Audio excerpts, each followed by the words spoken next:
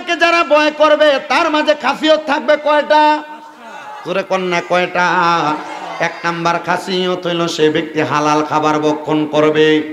কিন্তু সুদের টাকা খায়, ঘুষের টাকা খায়, পরের সম্পদ হরণ করে খায়, এমন মানুষের সমাজের মধ্যে অভাব নাই।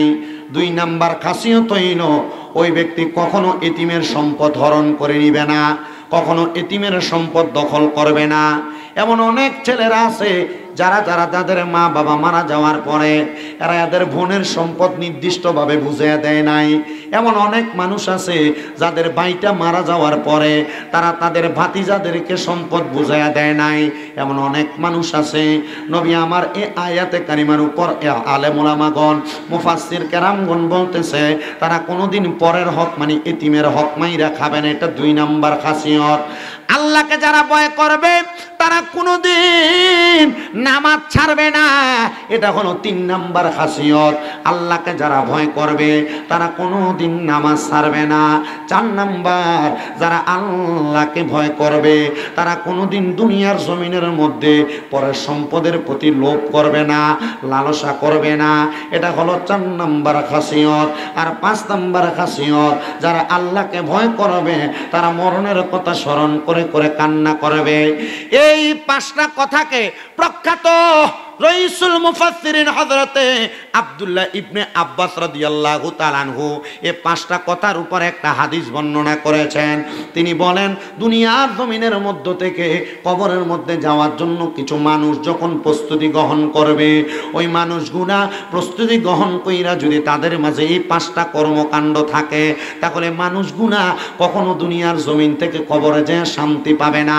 হযরতে আব্দুল্লাহ ইবনে আব্বাস রাদিয়াল্লাহু তাআলা আনহু বলেন, ও জগতের মানুষ, ও দুনিয়ার মানুষের দলেরা, শুইনা রাখো, দুনিয়ার জমিন থেকে যখন এই মানুষগুলা কবরে যাবে তাহলে কবরে যাওয়ার আগে আমার আল্লাহ তাআলার ফেরেশতা আজরাইলের সম্মুখীন হওয়া লাগবে। এবার আপনারা আলিপুরের মানুষ বলেন, আমাদের সবার মরণ আছে না নাই? আলিপুরের কত মানুষ মারা যায়, মারা যাওয়ার সময় ভয়ে বিছানার মধ্যে প্রস্রাব করে দেয়, পায়খানা করে দেয়। আলিপুরের কত মানুষ মারা যায়, মানুষটা মারা যাওয়ার সময় জিহ্বায় কামড় দিয়ে মারা যায়। কত মানুষ হোমনা থানার মারা যায়, মারা যাওয়ার সময় নাকি মুখে দিয়া রক্ত বাইর হয়। কত মানুষ মারা যায়, ওই মানুষটার চোখটা উল্টে যায়। একটা বারো তো মসজিদের হুজুররে জিজ্ঞাসা করলা না, হুজুর মানুষগুলা কেন এত কষ্ট পায়, আঘাত পায় মারা যায়? শোনো, যদি তোমার মাঝে পরের সম্পদের প্রতি লোভ থাকে, কখনো এতিমের সম্পদ তুমি দখল করে থাকো, এতিমের সম্পদ হরণ করে থাকো, সুদের টাকা ঘুষের টাকা পরের হক মাইরা দিয়া খায়া থাকো, নামাজকে যদি তুমি তোমার জীবনের সঙ্গী না বানাও, আর মরণের কথা স্মরণ করে করে যদি তুমি কান্না না করো, তাহলে মরার সময় এমন কষ্ট পায় তুমি মারা যাইবা। একটা মানুষের রূহ যখন কবজ করা হয়, হযরতে জাবের ইবনে সামুরা রাদিয়াল্লাহু তাআলা আনহু বলেন, আখিরি জামানার পয়গম্বর মুহাম্মাদুর রাসূলুল্লাহ সাল্লাল্লাহু আলাইহি ওয়াসাল্লামের জবান মুবারকের মধ্যে আমি বলতে শুনেছি, নবী আমার বলেছে, একটা তাজা বকরিকে লটকায়া দিয়া চামড়াটা টাইনা চিনলে তাজা বকরিটা জীবিত অবস্থায় তার যত কষ্ট হবে, একটা মানুষের মরণের সময় রূহটা কবজ করার সময় মানুষটার এমন কষ্ট হবে। তবে যদি মুমিন হও এমন কষ্ট পায়া মারা যাওয়া লাগবে না, যদি মুমিন হও এমন আঘাত পায়া মারা যাওয়া লাগবে না। আরে মরণ তো কত মানুষ মরে, কিন্তু ইমানের সাথে কত মানুষ মারা যায় তার গ্যারান্টি কেউ দিতে পারবে না। ও আলিপুরের দাড়ি পাকা মুরব্বী বাবারা, বয়স্ক বাবাজিরা, দুনিয়ার জমিনের মধ্যে সন্তানদেরকে ভালো খাওয়ানোর জন্য, স্ত্রীকে ভালো পড়ানোর জন্য, বাড়িতে সুন্দর একটা বিল্ডিং করার জন্য মানুষ তোমাকে ধনী বলবে, টাকাওয়ালা বলবে, এটার জন্য তুমি হারামের প্রতি লোভ করলা, আল্লাহকে ভয় করলা না। মনে রাখবারে মুসলমানের দলেরা, তুমি কোনোদিন কবরে গেলে শান্তি পাবা না।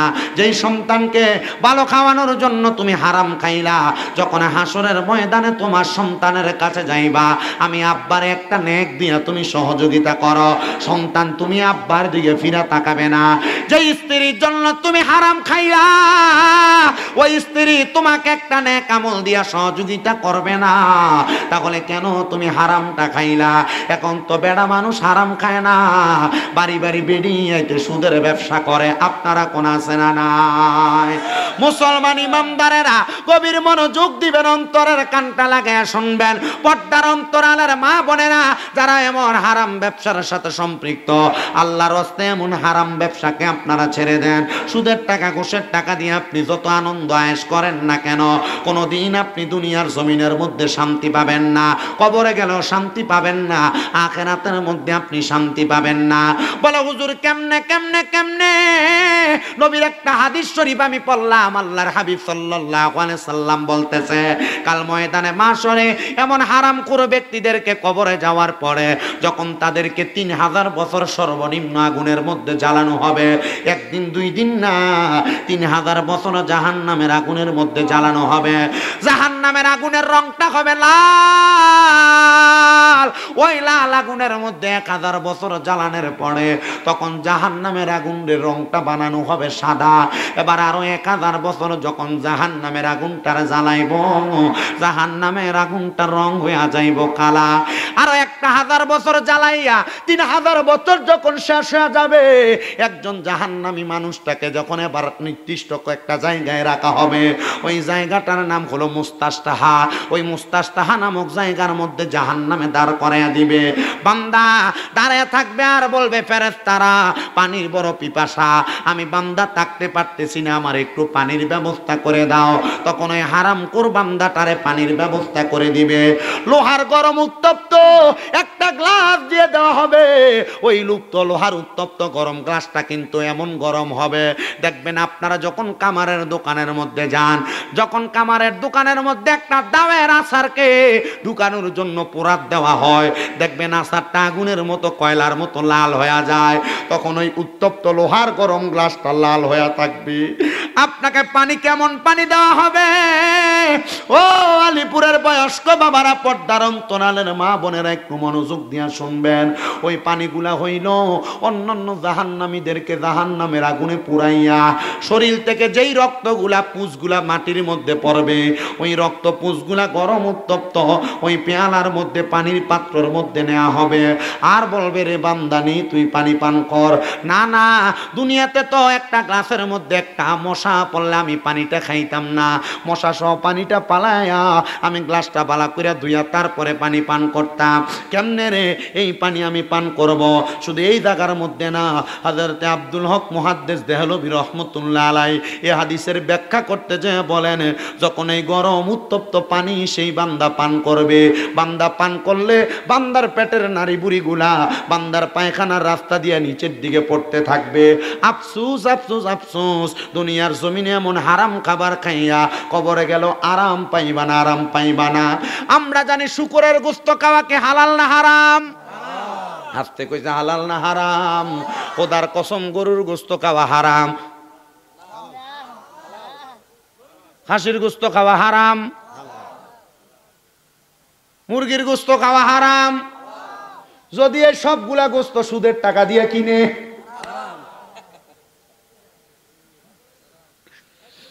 হ্যাঁ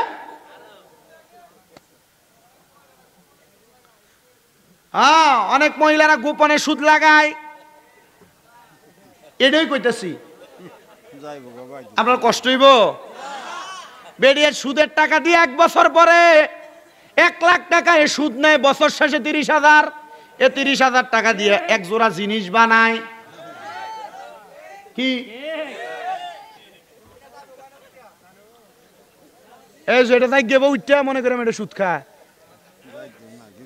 যাইতো না বেরিয়ে। আমি জানি হোমনা এলাকার এ তিতাস কন, বানসারামপুর কন, এরপরে কিতা মুরাদনগর কন, মোটামুটি এদিকের বিডিএ ছামিমরাদার ওয়াজ হনে কি কন।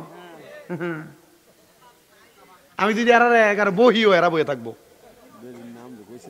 হ্যাঁ বেটির নাম দর কইছি না, এরা মনে করবো আমরা কয় না। আর যেটা কয়, যেটা মনে করেন গায়ে লাগিয়ে গেছে গা, মনে করেন এটাই কামলাটা। কথা কন ঠিক কিনা?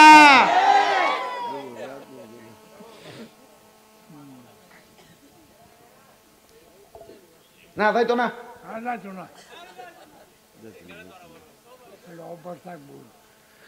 তো যেই কথা বলতেছিলাম, ও আলিপুরের বাবারা, সুদের টাকা ঘুষের টাকা দিয়া গরুর গোশত কিনা খাইলে এটা হারাম। সুদের টাকা ঘুষের টাকা দিয়া যদি মুরগির গোশত কিনা খাই এটা হারাম। সুদের টাকা ঘুষের টাকা দিয়া খাসির গোস্ত কিনা খাইলো হারাম। এজন্য সাবধানতা অবলম্বন করা লাগবে। অন্ধকার কবরে গেলে এ হারামখোরগুলারে ফানি দিত না, যে খানাটা দিব এই খানাটার নাম হইল তিনাতুল খাবাল। এ তিনাতুল খাবাল হইল অন্য জাহান্নামীরা রক্ত আর পুষ, এগুলো আপনি খাইতে পারবেন না, আর এদেরকে বড় কষ্ট দিয়া মারা হবে। ইয়া রাসূলুল্লাহ, ইয়া হাবিবাল্লাহ, নবী গো, আপনার কাছে জানতে চাই, এমন কষ্ট পাইয়া তো আপনার উম্মত মারা যাইতে চায় না। আমার নবী কয়, উম্মত যদি তোমরা কষ্ট পায়া মারা না যাইতে পাও, এমন ভাবে জীবন সাজাও। আল্লাহ কেমনে? আল্লাহর নবী রাহমাতুল লিল আলামিন নবী জানায়া দেয়, আল্লাহরে যদি ভয় করে ওই ব্যক্তির মাঝে 5টা ভালো খাসিয়ত থাকবে। 1 নাম্বার ভালো খাসিয়ত হইল, যখন মসজিদের মধ্যে হাইয়া আলাস সালাহ বলে বান্দারে ডাক দিবে, বান্দা দৌড়ায়া বিন বাজাইলে একটা সাপ যেমন ভাবে গর্ত থেকে সাপুরিয়ার কাছে বাইরে হয়ে আসে, বান্দা মসজিদে হাইয়া আলাস সালাহ বললে এমন সাপের মতো মসজিদের মধ্যে যায় ঢুইকা যাবে। জোরে বলেন সুবহানাল্লাহ। মুমিন বান্দার মাঝে ভালো একটা খাসিয়ত। 2 নাম্বার খাসিয়ত, মুমিন বান্দা ভালো মৃত্যুবরণকারী বান্দা যদি দুনিয়াতে ভালোভাবে মুমিনের মতো মরতে চায়, ওই বান্দার আরেকটা খাসিয়ত হবে, বান্দা কখনো পরের সম্পদের প্রতি লোভ করবে না। 3 নাম্বার খাসিয়ত, বান্দা যখন চলবে, বান্দা চলার পথে তার কদমে কদমে অহংকার দেখাইবে না। আমরা সমাজে অনেক অহংকারী ব্যক্তি আছে, ফুট করে টাকার মালিক হয়ে গেছে গা, এখন তার পাও আর মাটিতে লাগে না, মানুষের সালাম দিতে তার কষ্ট হয়। এবার কোন এমন বাদাইম্মা আছে না নাই? আটকাটে হাওলা, হঠাৎ টাকার মালিক, এখন আর পাও মাটিতে লাগে না, আছে না? কুয়েত প্রবাসিনী একটিয়া কুয়েতের কত বাংলা কত রে? 380 টিয়া। আমার বেতন কত? এবার আর কইতো না, কইলে আপনারা জানি না টিয়ার গমারটা মার হওয়া আমরা না কল লাগতো না। মাঝে মাঝে একটু এলাকার মানুষের প্রতি একটু নজর রাখেন, খিচুড়ি মিচুড়ি খাওয়াইন। কি করেন আপনারা? আপনি বসেন, অসুবিধা নেই, কষ্ট করে। মোটামুটি এখানে যতটুকু বসছি আমরা যেন ধৈর্য নিয়ে পুরোটা বয়ান শেষ করে যাইতে পারি। আমি আপনাদের কাছে আজকে 2টা ওয়াকে কারগুজারি শোনামু, ওয়াজ শোনাইয়া বিদায় নিয়ে চলে যাব। যতক্ষণ আসি ততক্ষণ শুধু মনোযোগ দিয়ে শুনবেন। মরণের মুমিন বান্দা যদি ঈমানের সাথে মরতে চায়, তাহলে খাসিয়ত থাকবে কয়টা? 5টা খাসিয়ত। 3 নাম্বার গেল। 4 নাম্বার খাসিয়ত, ওই বান্দা যখন চলাফেরা করবে, বান্দা নিজের হেদায়েতের পাশাপাশি অন্যকে হেদায়েতের দিকে ডাকবে। আপনি নিজে নামাজ পড়লে চলবে না, আপনার পাশের বন্ধু যদি নামাজ না পড়ে তাকে নামাজের দিকে ডাকবেন। আপনি যদি মনে করেন অন্যদিকে আপনার হেদায়েত আছে, আপনি সেই দিকে হেদায়েতের দিকে তারা ডাইকা নিয়ে যাবেন। 5 নাম্বার খাসিয়ত, ওই বান্দা 5 ওয়াক্ত নামাজের পাশাপাশি এমন কিছু ইবাদত করবে যে ইবাদতের মাধ্যমে বান্দার জীবন পরিবর্তনের পাশাপাশি আল্লাহ তাআলা বান্দাকে অসংখ্য পরিমাণ নিয়ামত দান করবে। ওই নিয়ামত কি নিয়ামত? ওই নিয়ামত কেমন নিয়ামত? একটু মনোযোগ দিয়ে শুনবেন বাবারা। হযরতে আবুল খায়ের রহমতুল্লাহ আলাইহি, জিনার বাড়ি ছিল রোম দেশ এলাকার মধ্যে।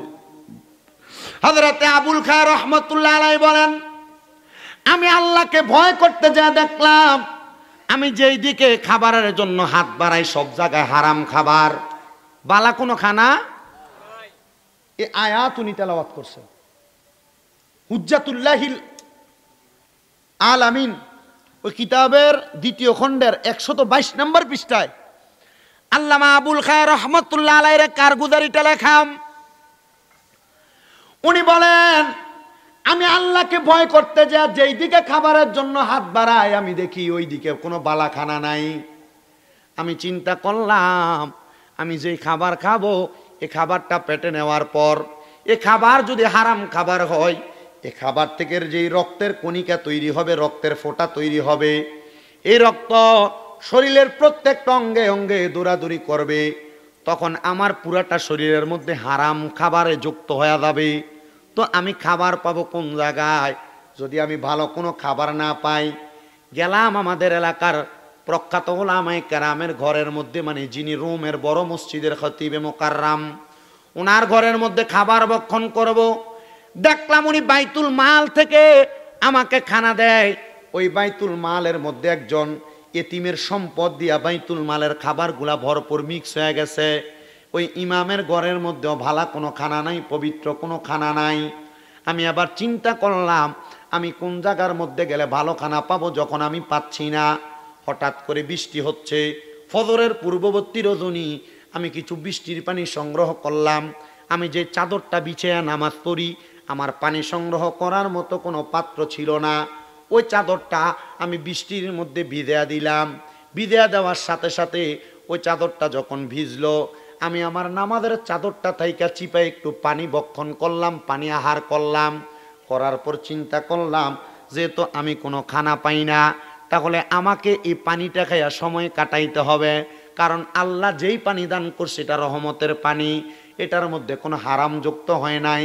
আমি পানি পান কইরা আমি নিয়ত করলাম যতক্ষণ পর্যন্ত কোনো হালাল খাবার আমার সামনে না আসবে, ততক্ষণ পর্যন্ত এই পানির মাধ্যমে আমি রোজা আদায় করব।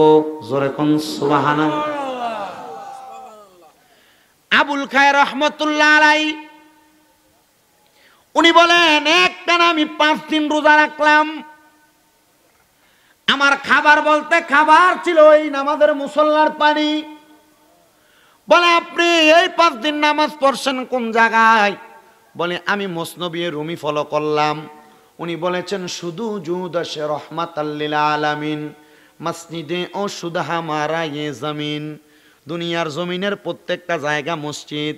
আমি যেই জায়গায় সুযোগ পাইতাম ওই জায়গার মধ্যে দাঁড়ায় নামাজটা আদায় করতাম।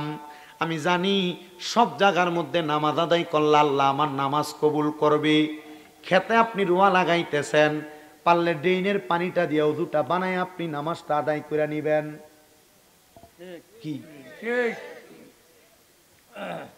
আপনি দোকানে ব্যবসা করতেছেন, পারলে আপনি আপনার দোকানে কাস্টমারকে 5 মিনিটের জন্য বিরতি দিয়ে আপনি আপনার নামাজটা আদায় করে নিবেন। উনি বলেন আমি রাস্তার মধ্যে দাঁড়ায় দাঁড়ায় আমার ইবাদতটা সেরে নিতাম। এ 5 দিন যখন আমি আমার নামাজের মুসল্লা চিপে চিপে পানি দিয়ে আমি আমার সাহারি এবং ইফতার করি, 5 দিন পরে আমি বড় ক্ষুধার্ত। এই 5 দিন পরে ক্ষুধার্ত থাইকা আমি নামাজের মুসল্লাটা যখন আর পানি পাইতেছি না, পরের দিন আমি কেমনে রোজা রাখবো? আমি গভীর রজনীতে আমার নামাজের মুসল্লাটা আমার মাথার নিচে দিয়া আমি ঘুমায়া গেলাম। ঘুমানোর সময় চিন্তা করলাম ফজরের আগে উইঠা আমি কোন পানি পান করব, কি খায় আমি আমার রোজা রাখবো। পরের দিন ইফতার করার মতো তো কোনো কিছু নাই। আমি আবার দুরূদ শরীফ পড়তে লাগলাম, সাল্লাল্লাহু আলাইকা ইয়া রাসূলুল্লাহ, সাল্লাল্লাহু আলাইকা ইয়া রাসূলুল্লাহ। আমি যখন দুরূদ শরীফ পড়লাম, পড়তে পড়তে আমার ডান হাতটা আমার ডান গালের নিচে দিয়া পাগুলা পাকা কইরা আমি ঘুমায়া গেলাম। ঘুমের ঘরে হঠাৎ করে আমি দেখলাম আমার নবী রাহমাতুল লিল আলামিন নবী যে আমার সামনে হাজির। কিন্তু আমার নবীর ডাইনে হযরতে সিদ্দিক আকবর রাদিয়াল্লাহু তাআলা আনহু, মানে হযরতে আবু বকর সিদ্দিক রাদিয়াল্লাহু তাআলা আনহু। আমার বাম পাশে হযরতে উমর ইবনে খাত্তাব রাদিয়াল্লাহু তাআলা আনহু। আর আমার সামনে হযরতে মৌলা আলী কাররামাল্লাহু ওয়াজহু। উনি সর্বপ্রথম আমি পাগলা আবুল খায়েরের সামনে আইসা আমার ঘুম থেকে জাগ্রত করলেন আর ডাক দিয়া বললেন, এ আবুল খায়ের, তুমি নবীজির উপরে দুরূদ শরীফ আদায় করতে করতে ঘুমাইলা, আর ঘুমাইবা না, উইঠা যাও, দেখো তোমার হাবিবে কিবরিয়া নবী তোমার জন্য খাবার নিয়ে দাঁড়ায়া গেছে। পাগলা কয় আমি ঘুমের ঘরে স্বপ্নের মধ্যে এমন অবস্থাটা দেখলাম। ও বন্ধু, এই ব্যক্তি ঘুমের ঘরে এমন স্বপ্ন দেখা তিনি বলেন আমি যখন ঘুম থেকে জাগ্রত হইলাম দেখলাম আমার রহমাতুল লিল আলামিন নবী আমার সামনে দাঁড়ানো। আমার নবী রহমতের নবী আমার সামনে দাঁড়ানো। নবীজির হাত মুবারক থেকে নবীজি আমাকে একটা রুটি প্রদান করলেন। আমি ওই রুটিটা আমার হাতের মধ্যে নিয়ে নবীর কপাল মোবারকের মধ্যে একটা চুম্বন করলাম, আর আমি আমার মুখ দ্বারা ওই রুটিটা আল্লাহর হাবিবের সামনে কামড়ায়া কামড়ায়া খাইতেছি। আমি অর্ধেক রুটি খাওয়ার পর পরবর্তী সময় আমার ঘুমটা ভাঙ্গা গেছে। এ মুসলমান, উনি বলেন আমি ঘুম ভাঙ্গার পরে দেখলাম অর্ধেক রুটি আমি খাইছি আর অর্ধেক রুটি আমার হাতের মধ্যে আছে। লোকটা তো স্বপ্নেই দেখেছিল। আবুল কায়ের রহমতুল্লাহ আলাইহি বলেন আমি এই আদাটা রুটি পাইয়া আমি বড় আনন্দিত হইলাম। আমি চিন্তা করলাম আদা রুটি খাইয়া আমার সাহারি হয়ে গেছে, সারাদিন আমার চলবে, আর আদাটা রুটি দিয়ে আমি পরের দিন ইফতারটা করব। হযরতে আবুল খায়ের রহমতুল্লাহ আলাইহি বলেন এবার আমি মদিনা শরীফের একটা অংশের একটা কর্নারের মধ্যে বসা, আল্লাহর হাবিব সাল্লাল্লাহু আলাইহি সাল্লামের দরবারে। মদিনা শরীফ যারা গেছেন আপনারা হয়তো জানেন, মদিনা শরীফের এই প্রান্তে ওই প্রান্তে বিভিন্ন জায়গায় ওলামায়ে কেরাম বসে বসে বয়ান করেন। উনি বলেন আমি আমার এই কথাটার একটা সারমর্ম জানতে চাইলাম। একজন আলেম আমাকে বলেছে তুমি যে গত 5 দিন অন্য কোনো মানুষের খাবারের দিকে লোভ করো নাই, আমার আল্লাহ তাআলা তুমি বান্দাকে নবীজির মাধ্যমে একটা হালাল খাবার নবীজির হাত মুবারক দ্বারা তোমাকে দান করেছে। এটা দিয়া বুঝাইছে দুনিয়াতে কোনো মানুষ যদি হারাম খাবার ত্যাগ কইরা হালাল খাবারের আশায় কষ্ট করেও দিন যাপন করে, রাত্রি যাপন করে, আল্লাহ তাআলা তার জন্য গায়েবীভাবে হালাল খাবারের ব্যবস্থা করে দেয়। বলেন সুবহানাল্লাহ। ওরে জনম জনম যদি গাহি তোমার প্রশংসা শেষ হবে নাহি, জনম জনম যদি গাহি তোমার প্রশংসা শেষ হবে নাহি। দয়া কর মায়া কর, দয়া কর মায়া কর, ও গো দয়াময় তুমি রহমান, তুমি মেহেরবান। অন্ধ গাহে না শুধু তোমারি গুণগান, ভুলেও ভুলে না তব শান। তুমি রহমান, তুমি মেহেরবান। কখনো তোমাকে যদি ভুলি হেদায়াতের আলো দিয়ে নিও কাছে তুলি। দয়া করে ঠাই দিও, দয়া করে ঠাই দিও, ওগো দয়াময় তুমি রহমান, তুমি মেহেরবান। ও আমার হোমনা আলিপুরের বাবারা, মনে রাখবেন হালাল ভাবে চলতে গেলে কষ্ট হবে, কিন্তু ওই বান্দাটারে কষ্ট থেকে উদ্ধার করে একজন, বলেন তিনি কে? ও মুসলমান, আল্লাহ তাআলা শুধু কষ্ট থেকে উদ্ধার করে না, আপনাদেরকে আমি আরেকটা আল্লাহর নেককার বান্দার ওয়াকিয়া কারগুজারি শোনায়া দেই, দেখবেন আপনার কলিজাটা ঠান্ডা হবে। স্পেনের মধ্যে একজন আল্লাহর নেককার বান্দা মুজাক্কির রহমাতুল্লাহ আলাইহি তিনি বলেন আমার সন্তানকে স্পেনের মহারাজা তার কারখানার মধ্যে, তার কারাগারের মধ্যে বন্দি করে রাখছে। আমি আমার আল্লাহর কাছে কান্নাকাটি করতেছি, ওগো আল্লাহ একটাই মাত্র সন্তান, তার মা মারা গেছে, আমি তারে বড় কষ্ট করে মানুষ করছি, কিন্তু স্পেনের বাদশা তার কারাগারের মধ্যে আমার সন্তানটাকে বন্দি করে রাখছে। বলতে আমার সন্তানটাকে যদি তার কারাগার থেকে ছাড়াইতে হয় তাহলে নাকি আমি তারে 200 টাকা স্পেনের টাকা দেওয়া লাগবে। আমার কাছে তো 200 টাকা দূরের কথা, 2টা ফাইও নাই আমি স্পেনের বাদশাকে দেওয়ার মতো। আল্লাহ গো, আমার আপনার কাছে অন্য কোনো চাওয়া নাই, আপনি আপনার হাবিবে কিবরিয়ার উসিলায় আমার মনের আশাটা পূরণ করেন, আমার সন্তানটারে আমার কাছে ফিরিয়ে দেন। মনে রাখবেন কোন মা বাবার সন্তান যদি বিপদের মধ্যে পড়ে যায়, ওই মা বাবা সন্তানের জন্য বড় বড় আফসোস করে। যদিও দেখেন আপনার চোখের সামনে আপনার মা বাবা আপনারে ভালোবাসে না, মনে হয় মা বাবা মাঝে মাঝে আপনারে ধমক দেয়। আর এই ধমকটা আপনার কত উপকারে আসে সন্তান আপনি বুঝতে পারেন না, আপনি জানতে পারেন না। একটা কথা সব সময় মনে রাখবেন, এই মা বাবা দুনিয়াতে যেমন আচরণ করুক না কেন, একটা সন্তানের জন্য বড় রহমত, একটা সন্তানের জন্য বড় নিয়ামত। মুজাক্কির রহমতুল্লাহ আলাইহি বলেন, আমি আল্লাহর ইবাদতের মধ্যে মগ্ন, আমার সন্তানকে স্পেনের বাদশা কেন বন্দি কারখানার মধ্যে রাখছে আমি একদিনও তারা জিজ্ঞাসা করি নাই।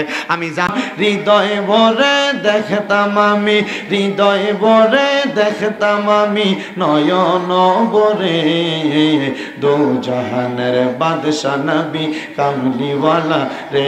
বলেন দো জাহানের বাদশা নবী কামলিওয়ালা রে। আমার মনের ঘরেতে রেখেছি যারে, বলেন মনের ঘরেতে রেখেছি যারে দো জাহানের বাদশা নবী। আদি পিতা আদম যখন মুসিবতে পড়ে, মোদের নবীর ওসিলাতে আল্লাহ কবুল করে। সুবহানাল্লাহ বলেন না। আদি পিতা আদম যখন মুসিবতে পড়ে, মোদের নবীর ওসিলাতে আল্লাহ কবুল করে। সাখারাতের বিছানাতে দেখা দিও রে দু জাহানের রে। বলেন দু জাহানের বাদশা নবী। তাহলে আলীপুর এলাকার ভাই বাবারা, আমার নবীর উপরে দুরূদ শরীফ আদায় করলে লাভ আছে না নাই? কেমন লাভ? একটু মনোযোগ দিয়ে বয়ানটা শ্রবণ করার চেষ্টা করবেন। আমার পাশে যিনি বসে আছেন, আমার আব্বা জানের দাড়িগুলা পেকে গেছে, অত্যন্ত সুন্দর দাড়ি। আমার পাশে পাগলা কেন মিয়া বসা। আমি হোমনা এলাকার আশেপাশে যেখানে আসি উনি দৌড়ে চলে যায়। আমরা নবীর পাগল, আমরা নবীর উম্মতের দল। আমরা তো দুনিয়ার জমিনে জন্মগ্রহণ করার পর থাইকা ওই নবীর উম্মত দাবি করি, আল্লাহর বান্দা দাবি করি।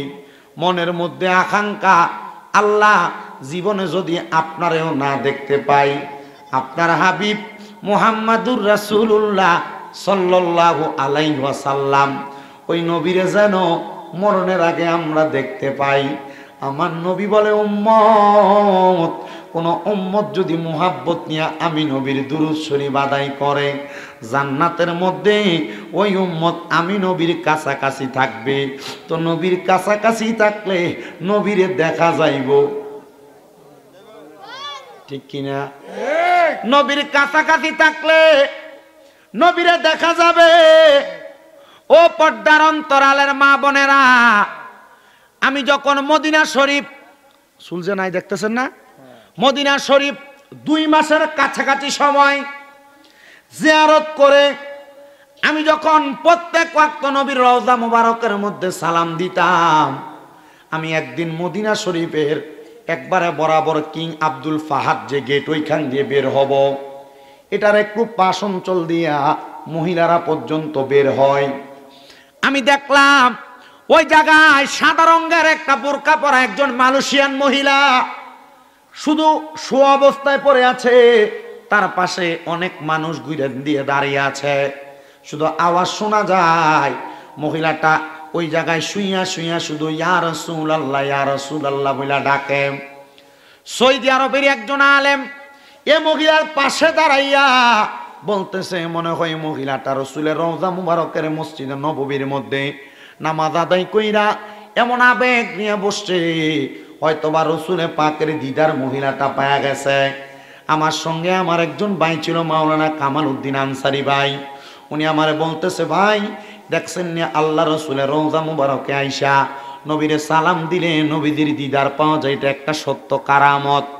ও মুসলমান, একটা কথা মনে রাখবেন, নবীজির দিদার যদি পাইতে চান, ওলামায়ে কারাম সহ বড় বড় আলেমরা নিজেরাই বলতেছে যদি নবীর আশেকরা মুহাব্বত নিয়ে নবীদের উপর দরুদ শরীফ আদায় করে, তাহলে আশেকটা নবীদের দিদার মরণের আগে পাবে।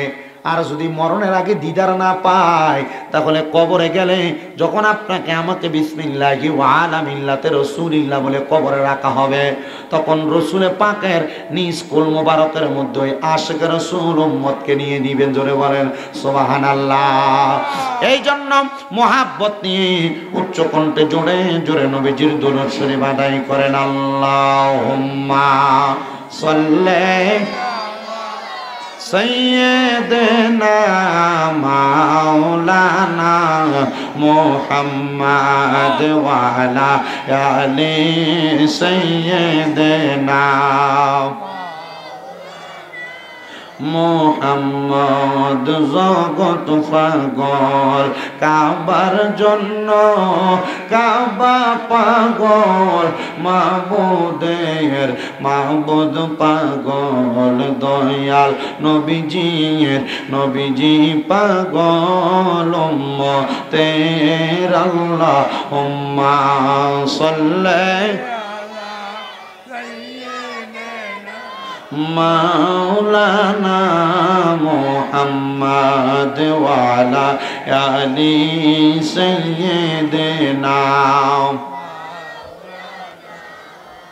লা ইলাহা ইল্লাল্লাহ, লা ইলাহা ও লা ইলাহা ইল্লাল্লাহ, লা ইলাহা ও লা ইলাহা ইল্লাল্লাহ, লা ইলাহা ইল্লাল্লাহ। আল্লাহ আদম হাওয়া বানাইলা, তুমি বেহেশতের মাঝে রাখিলা। বলেন আদম হাওয়া বানাইলা, আল্লাহ বেহেশতের মাঝে রাখিলা। হিকমতে গন্ধম খাওয়াইয়া, হিকমতে গন্ধম খাওয়াইয়া দুনিয়াতে পাঠাইলা। লা ইলাহা ইল্লাল্লাহ, লা ইলাহা ইল্লাল্লাহ, লা ইলাহা হায়রে কাউরে বানাইলা সফিউল্লাহ, কাউরে বানাইলা ফানিউল্লাহ। বলেন কাউরে বানাইলা রুহুল্লাহ, কাউরে বানাইলা কলিমুল্লাহ।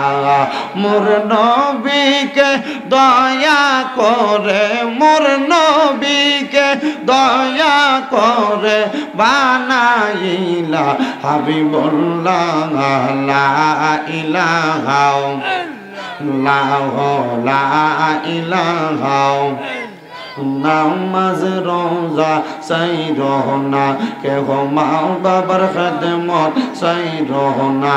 আমার নবীর দরুদ ভুইল নাই, আমার নবীর দরুদ, আমার নবীজি তোমায় ভুলবে না।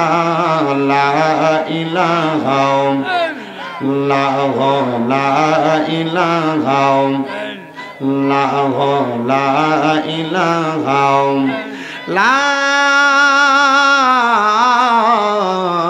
ইলাহা ইল্লাল্লাহ মুহাম্মাদুর রাসূলুল্লাহ সাল্লাল্লাহু আলাইহি ওয়াসাল্লাম। আমার আলীপুরের বাবারা,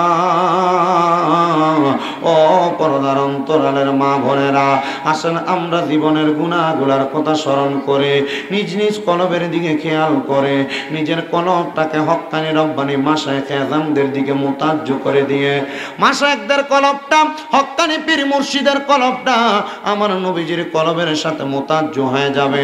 মোহাব্বত নিয়ে চক্ষুটা বন্ধ করে দিয়ে আমার আল্লাহ তাআলার একটু ইসমে জাতের জিকির করেন। আল্লাহ আল্লাহ আল্লাহ আল্লাহ আল্লাহ আল্লাহ আল্লাহ আল্লাহ আল্লাহ আল্লাহ আল্লাহ আল্লাহ দিলে দিলে মুখে মুখে দিলে দিলে মুখে মুখে লরে আল্লাহর নাম মনরে তোমরা পাগল দিলে লরে আল্লাহর নাম মারহাবা আল্লাহ আল্লাহ দিনে দিনে মুখে মুখে দিনে দিনে কলবে কলবে লরে আল্লাহর নাম মনরে তোমরা পাগল দিলে লরে আল্লাহর নাম মারহাবা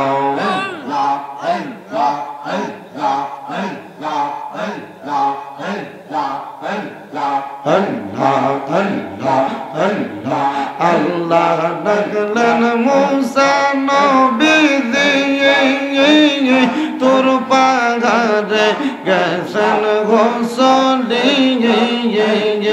আল্লাহ ডাকলেন মুসা নবী দিয়ে তোর পাগারে গেছেন গোচলি খোদার নূরে পাহাড় জ্বলে খোদার নূরে পাহাড় জ্বলে মুসা নবী জ্বলে না দিলে মুখে লরে আল্লাহর নাম মারহাবা আল্লাহ আল্লাহ আল্লাহ আল্লাহ আল্লাহ আল্লাহ রে যে রেখে গেল ও দাগা আসিবা নাইয়া মুর্শিদ দিলে মুখে লই আল্লাহর নাম মারহাবা আল্লাহ আল্লাহ আল্লাহ আল্লাহ আল্লাহ আল্লাহ আল্লাহ আই মোহাম্মদ কমলে ওয়ালা আই রে আমার বুকে আই মোহাম্মদ মদিনা ওয়ালা আই রে আমার বুকে আই মারহাবা আল্লাহ আল্লাহ আল্লাহ কান্দে আপনার পাগলেরা নবী কান্দে আপনার পাগলেরা শান্তি দেন মোর কলি জাগাই মোহাম্মদ কমলি ওয়ালা আই রে আমার বুকে আই মারহাবা আল্লাহ আল্লাহ ফকির দরবেশ বাদশাহ বলি তুলি সেই ফুলের কলি তারা কান্দে নিয়া বিকার জলি বাস করে বৃক্ষের তলায় আই মোহাম্মদ মদিনাওয়ালা আই রে আমার বুকে আই মারহাবা আল্লাহ আল্লাহ যিনি ফরি আর ফেরেশতারা আল্লাহর জিকির করে তারা মানুষ হইয়া আমরা কেন আল্লাহর জিকির করি না মারহাবা আল্লাহ আল্লাহ আল্লাহ আল্লাহ লা ইলাহা ইল্লাল্লাহু মুহাম্মাদুর রাসূলুল্লাহ সাল্লাল্লাহু আলাইহি ওয়াসাল্লাম। জবান খুলে মোহাব্বতের আওয়াজে উচ্চ কণ্ঠে পড়ি আলহামদুলিল্লাহ। মুআজ্জিজ সদরে মুহতারাম, আজকে এই কুমিল্লা জেলার হোমনা থানাধীন আলীপুর নজুর বাড়ি মরহুম তোতা মিয়া ও সকল কবরবাসীর রুহের মাগফিরাত কামনায় 13তম ওয়াজ ও দোয়ার মাহফিল। এই মাহফিলে মূল্যবান তকরির করেছেন আমার পূর্বে হাফেজ মোহাম্মদ আশরাফুল ইসলাম মুজাহিদি সাহেব। আলোচনা করেছেন সাজ্জাদ আহমেদ সাদ্দাম আল কাদিরি, হযরত মাওলানা আবু সিদ্দিক আল কাদিরি সহ এ এলাকার প্রখ্যাত ইমামুল মুকাররম বৃন্দ, আমার ডাইনে বামের সামনে বসে থাকা আলেম সমাজ, দাড়ি পাকা মুরব্বী বাবারা, যুবক নজওয়ান ভাইয়েরা, ছোট্ট ছোট্ট মাসুম বাচ্চা, পর্দার অন্তরালের মা ও বোনেরা, সবাই আল্লাহ তাআলার শুকুর গুজার করে পড়ি আলহামদুলিল্লাহ। উপস্থিত হাজিরিন, কম না হয় যদি আমি গনিয়ার হিসাব করি, আমি এই শুধু আলীপুর গ্রামেই আজকে সহ 7 বার ওয়াজ করতেছি। আলীপুর মানুষকে কি ওয়াজ শোনানো লাগবে, আলীপুরের মানুষ কি ওয়াজ শুনবে, ইনশাআল্লাহ চেষ্টা করি আপনাদের চাহিদা মোতাবেক কিছু ওয়াজ আপনাদেরকে শোনাইতে পারবো। তবে আপনাদের কাছে আমার আবদার আবেদন থাকবে এতটুক, তাবারুক আছে না, তাবারুক আছে না, তাবারুক আছে, শেষ পর্যন্ত যেহেতু আপনারা বসবেন, একটু ধৈর্য নিয়ে, বাড়িটা একটু বন্ধ করো, বাড়িটা একটু ধৈর্য নিয়ে মনোযোগ নিয়ে এখানে বসবেন। এই বসাটার মাধ্যমে আল্লাহ তাআলা যেন আমাদেরকে ওইভাবে কবুল করে, মানে আজকে আমরা যেভাবে বসছি এই বসাটা যেন আল্লাহ আমাদের ইন্তেকালের পরে জান্নাতে রসুলে পাকের সামনে একসাথে বসায়। আমিন পড়ে না, আমিন আরো জোরে পড়ে না, আমিন।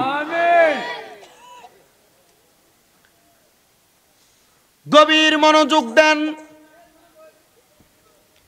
আমি বয়ানের মধ্যে, প্রারম্ভিকার মধ্যে, খুতবার মধ্যে কোনো আয়াত এবং হাদিসে কারিমা তেলাওয়াত করি নাই, কারণ আজকের মাহফিলের জন্য আমি একটা আয়াতে কারিমা নির্ধারণ করেছি যেন আপনাদেরকে একটু বোঝানো যায়, যেন মানুষকে একটা আয়াতে কারিমার উপর আমল আখলাকের বিষয়গুলো শিখানো যায়, আল্লাহ তাআলার ভয়ের বিষয়টা শিখানো যায়। শুধু আপনারা নয়, পর্দার অন্তরালে যেই মা বোনেরা শুনছেন, আপনারা মা বোনেরা একটু মনোযোগ দিয়ে বয়ানটা শোনার চেষ্টা করবেন। আল্লাহ তাআলা কোরআনুল কারীমের মধ্যে একটা আয়াত ঘোষণা করেছেন। আল্লাহ বলেন, বিসমিল্লাহির রহমানির রহিম, ইয়া আইয়ুহাল্লাযীনা আমানুত্তাকুল্লাহা ওয়াল তানজুর নাফসুম মা কদ্দামাত লিগাদিন ওয়াত্তাকুল্লাহা ইন্নাল্লাহা খাবীরুম বিমা তা'মালুন। আল্লাহ রাব্বুল আলামিন বলেন, ইয়া আইয়ুহাল্লাযীনা আমানু, হে ঈমানদারেরা, ইত্তাকুল্লাহ, তোমরা আল্লাহকে ভয় করো। এই আয়াতে কারিমার পরবর্তী অংশের পূর্ববর্তী ইত্তাকুল্লাহ শব্দটার তাফসীর আমি তাফসীরে জালালাইন শরীফের মধ্যে দেখেছি। আল্লামা জালালউদ্দিন সুয়ুতী রহমাতুল্লাহ আলাইহি এবং আল্লামা জালালউদ্দিন মুহল্লী রহমাতুল্লাহ আলাইহি এবং তাফসীরে নুরুল ইরফানের মধ্যে হযরতে আহমদ ইয়ার খান নঈমী রহমাতুল্লাহ আলাইহি এই আয়াতের ইত্তাকুল্লাহ শব্দটা এই একটা শব্দের 3 ভাবে তাফসীর করেন নাই, একইভাবে তাফসীর করেছেন। বলেছেন, ইত্তাকুল্লাহ, আল্লাহকে যে কোনো মানুষ ভয় করবে, এই আল্লাহকে ভয় করা মানুষগুলার মাঝে 5টা খাসিয়ত থাকবে। জবান বন্ধ নাই, আপনারা বলেন যারা আল্লাহকে ভয় করবে তাদের মাঝে খাসিয়ত থাকবে 5টা। করে বলেন কয়টা? 5টা খাসিয়ত থাকবে। এর মধ্যে 1 নাম্বার, আল্লাহকে যারা ভয় করবে, এই আয়াতের কারিমার উপরে ভিত্তি করে ওই মানুষের উপর যেই ভয়টা থাকবে, আল্লাহ পাক রব্বুল আলামিনকে ভয় করা বান্দার মধ্যে যে খাসিয়তটা থাকবে, 1 নাম্বার খাসিয়ত হইল বান্দা হালাল খাবার ভক্ষণ করবে। 1 নাম্বার খাসিয়ত হইল বান্দা হালাল খাবার ভক্ষণ করবে। কিন্তু লক্ষ্য করলে দেখা যায় আমাদের সমাজের মধ্যে অনেক টুপিওয়ালা, দাড়িওয়ালা, পাঞ্জাবিওয়ালা নামাজও পড়ে, সুদের টাকা খায়, হারাম টাকা খায়। আপনারা বলেন আলীপুর এলাকায় এমন একটা ভালো মানুষও নাই? কথাটার মায়ের পেছে পড়ে গেছেন গা। নামাজও পড়ে, টুপিও মাথায় দেয়, মুখে দাড়িও আছে, সুদের টাকা খায়, এমন লোক নাই? আছে। ওই অভাব নাই বলে। আপনারা থাকবেন তো ইনশাল্লাহ শেষ পর্যন্ত?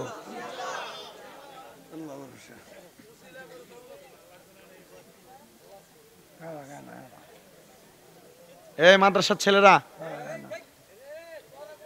না, এই যেটা যেটার শুইছে, যেটা যেটা শুইছে এটা একটু উড়াইয়া মাদ্রাসার দিকে লয়ে যাও, যাও একজন একজন করে লয়ে যাও মাদ্রাসার দিকে। আমার ফলাইনের দরকার, এনে ঘুমায় ঘুমাই থাকতো একটা না, এখন মানে 3-4টা ঘুমা। আর এনে পুরা সব শয়তানের সর্দার হয়েছে, দুষ্টামি করো না, একজন আরেকজনের দিকে তাকাইয়া দুষ্টামির দরকার নেই। ওয়াদের যেই মূল ধারাবাহিকতায় ছিলাম, তাহলে আল্লাহকে যারা ভয় করবে তার মাঝে খাসিয়ত থাকবে কয়টা? তোরে কন্যা কয়টা? 1 নাম্বার খাসিয়ত হইল সে ব্যক্তি হালাল খাবার ভক্ষণ করবে, কিন্তু সুদের টাকা খায়, ঘুষের টাকা খায়, পরের সম্পদ হরণ করে খায়, এমন মানুষের সমাজের মধ্যে অভাব নাই। 2 নাম্বার খাসিয়ত হইল ওই ব্যক্তি কখনো এতিমের সম্পদ হরণ করে নিবে না, কখনো এতিমের সম্পদ দখল করবে না। এমন অনেক ছেলেরা আছে যারা যারা তাদের মা বাবা মারা যাওয়ার পরে এরা এদের বোনের সম্পদ নির্দিষ্টভাবে বুঝিয়ে দেয় নাই।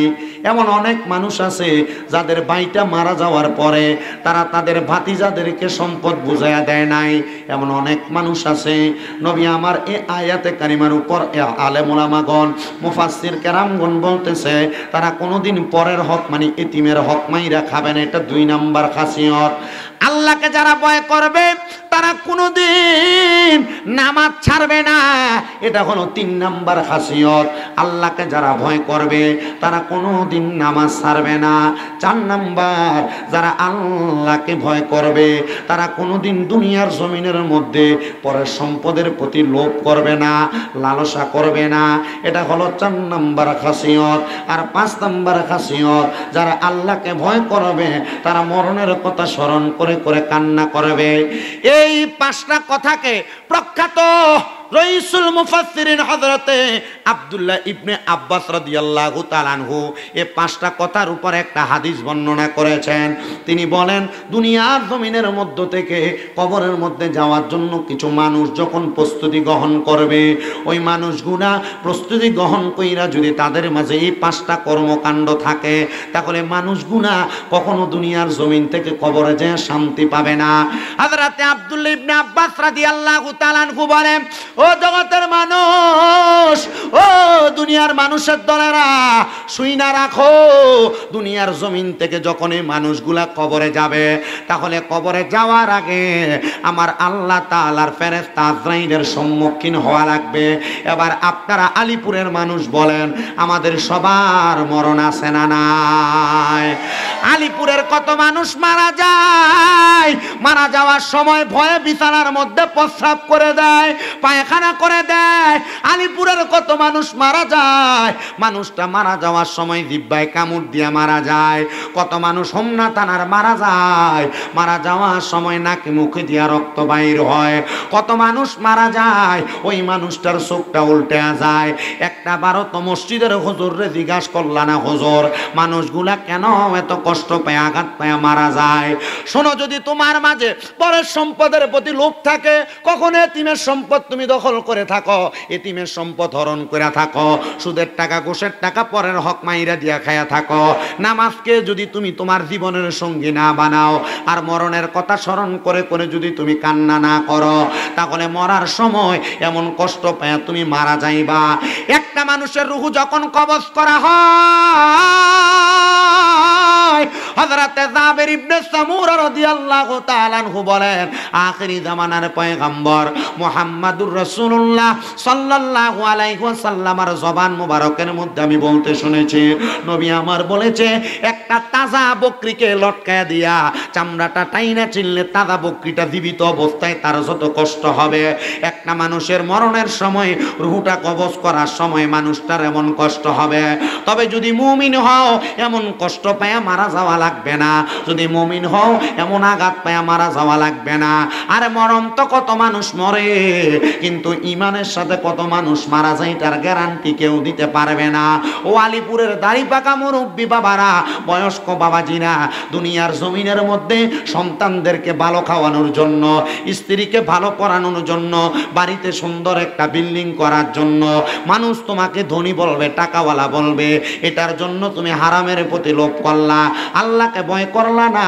মনে রাখবারে মুসলমানের দলেরা, তুমি কোনোদিন কবরে গেলে শান্তি পাবা না। যেই সন্তানকে ভালো খাওয়ানোর জন্য তুমি হারাম খাইলা, যখন হাসরের ময়দানে তোমার সন্তানের কাছে যাইবা, আমি আব্বারে একটা নেক দিয়ে তুমি সহযোগিতা করো, সন্তান তুমি আব্বার দিকে ফিরা তাকাবে না। যেই স্ত্রীর জন্য তুমি হারাম খাইলা, ওই স্ত্রী তোমাকে একটা নেক আমল দিয়া সহযোগিতা করবে না, তাহলে কেন তুমি হারামটা খাইলা? এখন তো বেড়া মানুষ হারাম খায় না, বাড়ি বাড়ি বেড়িয়ে সুদের ব্যবসা করে। আপনারা কোন আছে না নাই? মুসলমান ইমামদারেরা গভীর মনোযোগ দিবেন, অন্তরের কানটা লাগায় শুনবেন। পর্দার অন্তরালের মা বোনেরা যারা এমন হারাম ব্যবসার সাথে সম্পৃক্ত, আল্লাহর রাস্তে এমন হারাম ব্যবসাকে আপনারা ছেড়ে দেন। সুদের টাকা, ঘুষের টাকা দিয়ে আপনি যত আনন্দ আয়েশ করেন না কেন, কোনোদিন আপনি দুনিয়ার জমিনের মধ্যে শান্তি পাবেন না, কবরে গেলেও শান্তি পাবেন না, আখিরাতের মধ্যে আপনি শান্তি পাবেন না। বলো হুজুর কেমনে কেমনে কেমনে? নবীর একটা হাদিস শরীফ আমি পড়লাম, আল্লাহর হাবিব সাল্লাল্লাহু আলাইহি সাল্লাম বলতেছে, কাল ময়দানে মাশরে এমন হারামখোর ব্যক্তিদেরকে কবরে যাওয়ার পরে যখন তাদেরকে 3000 বছর সর্বনিম্ন আগুনের মধ্যে জ্বালানো হবে, একদিন দুই দিন না, 3000 বছর জাহান্নামের আগুনের মধ্যে জ্বালানো হবে। জাহান্নামের আগুনের রংটা হবে লাল, ওই লাল আগুনের মধ্যে 1000 বছর জ্বালানোর পরে তখন জাহান্নামের আগুনের রংটা বানানো হবে সাদা। এবার আরো 1000 বছর যখন জাহান্নামের আগুনটার জ্বালাইব, জাহান্নামের আগুনটার রং হয়ে যাইব কালা। আরো 1000 বছর জ্বালাইয়া 3000 বছর যখন শেষ হয়ে যাবে, একজন জাহান্নামী মানুষটাকে যখন এবার নির্দিষ্ট একটা জায়গায় রাখা হবে, ওই জায়গাটার নাম হলো মুস্তাশতাহা। ওই মুস্তাশতাহা নামক জায়গার মধ্যে জাহান্নামে দাঁড় করাইয়া দিবে। বান্দা দাঁড়ায় থাকবে আর বলবে, ফেরেশতারা পানির বড় পিপাসা, আমি বান্দা থাকতে পারতেছি না, আমার একটু পানির ব্যবস্থা করে দাও। তখন ওই হারামখোর বান্দাটারে পানির ব্যবস্থা করে দিবে। লোহার গরম উত্তপ্ত একটা গ্লাস দিয়ে দেওয়া হবে। ওই লুপ্ত লোহার উত্তপ্ত গরম গ্লাসটা কিন্তু এমন গরম হবে, দেখবেন আপনারা যখন কামারের দোকানের মধ্যে যান, যখন কামারের দোকানের মধ্যে একটা দাওয়ের আচারকে ঢুকানোর জন্য পোড়াত দেওয়া হয়, দেখবেন আচারটা আগুনের মতো, কয়লার মতো লাল হয়ে যায়। তখন ওই উত্তপ্ত লোহার গরম গ্লাসটা লাল হয়ে থাকবে। আপনাকে পানি কেমন পানি দেওয়া হবে? ও আলিপুরের বয়স্ক বাবারা, পর্দার অন্তরালের মা বোনেরা একটু মনোযোগ দিয়া শুনবেন। ওই পানিগুলা হইল অন্যান্য জাহান্নামীদেরকে জাহান্নামের আগুনে পুরাইয়া শরীর থেকে যেই রক্তগুলা পুঁজগুলা মাটির মধ্যে পড়বে, ওই রক্ত পুঁজগুলা গরম উত্তপ্ত ওই পেয়ালার মধ্যে, পানির পাত্রর মধ্যে নেওয়া হবে। আর বলবে, রে বান্দানি তুই পানি পান কর। না না, দুনিয়াতে তো একটা গ্লাসের মধ্যে একটা মশা পড়লে আমি পানিটা খাইতাম না, মশা সহ পানিটা পালায়া আমি গ্লাসটা বালা করে ধুইয়া তারপরে পানি পান করতাম। কেমনে রে এই পানি আমি পান করব? শুধু এই জায়গার মধ্যে না, হযরতে আব্দুল হক মুহাদ্দিস দেহলভী রহমতুল্লাহ আলাইহি এই হাদিসের ব্যাখ্যা করতে যে বলেন, যখন এই গরম উত্তপ্ত পানি সেই বান্দা পান করবে, বান্দা পান করলে বান্দার পেটের নাড়ি বুড়িগুলা বান্দার পায়খানার রাস্তা দিয়ে নিচের দিকে পড়তে থাকবে। আফসোস আফসোস আফসোস, দুনিয়ার জমিনে এমন হারাম খাবার খাইয়া কবরে গেল আরাম পাইবা না, আরাম পাইবা না। আমরা জানি শুকরের গোশত খাওয়াকে হালাল না হারাম? হাসতে কইছে হালাল না হারাম? খোদার কসম, গরুর গোশত খাওয়া হারাম, খাসির গোশত খাওয়া হারাম, মুরগির গোশত খাওয়া হারাম।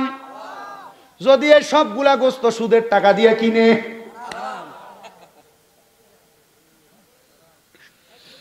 হ্যাঁ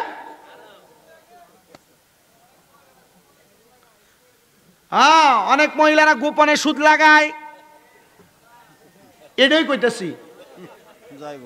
আপনার কষ্ট হইব? বেরিয়ে সুদের টাকা দিয়ে 1 বছর পরে 1 লাখ টাকা এ সুদ নেয়, বছর শেষে 30,000। এ 30,000 টাকা দিয়ে এক জোড়া জিনিস বানায়, কি এই যে এটা তাই গেব উঠতে মনে করে এটা সুদ খায় যাইতো না বেরিয়ে আমি জানি হোমনা এলাকার এ তিতাস কন বানসারামপুর কন এরপরে কিতা মুরাদনগর কন মোটামুটি এদিকে বিডিয়ে শামিম রাজার ওয়াজ হনে কি কন আমি যদি এরা বহিও এরা বয়ে থাকবো হ্যাঁ বেটির নাম দর কইছি না এরা মনে করবো আমরা কয় না আর যেটা কয় যেটা মনে করেন গায়ে লাগিয়ে গেছে গা মনে করেন এইটাই কামলাটা কথা কন ঠিক কিনা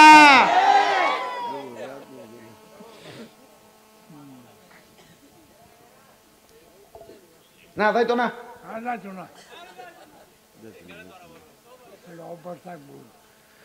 তো যেই কথা বলতেছিলাম ও আলিপুরের বাবারা সুদের টাকা ঘুষের টাকা দিয়া গরুর গোশত কিনা খাইলে এটা হারাম সুদের টাকা ঘুষের টাকা দিয়া যদি মুরগির গোশত কিনা খাই এটা হারাম সুদের টাকা ঘুষের টাকা দিয়া খাসির গোশত কিনা খাইলো হারাম এজন্য সাবধানতা অবলম্বন করা লাগবে অন্ধকার কবরে গেলে এ হারামখোরগুলারে ফানি দিত না যে খানাটা দিব এই খানাটার নাম হইল তিনাতুল খাবাল এ তিনাতুল খাবাল হইলে অন্য জাহান্নামীরা রক্ত আর পুষ এগুলো আপনি খাইতে পারবেন না আর এদেরকে বড় কষ্ট দিয়া মারা হবে ইয়া রাসূলুল্লাহ ইয়া হাবিবাল্লাহ নবী গো আপনার কাছে জানতে চাই এমন কষ্ট পায়া তো আপনার উম্মত মারা যাইতে চায় না আমার নবী কয় উম্মত যদি তোমরা কষ্ট পায়া মারা না যাইতে পাও এমন ভাবে জীবন সাজাও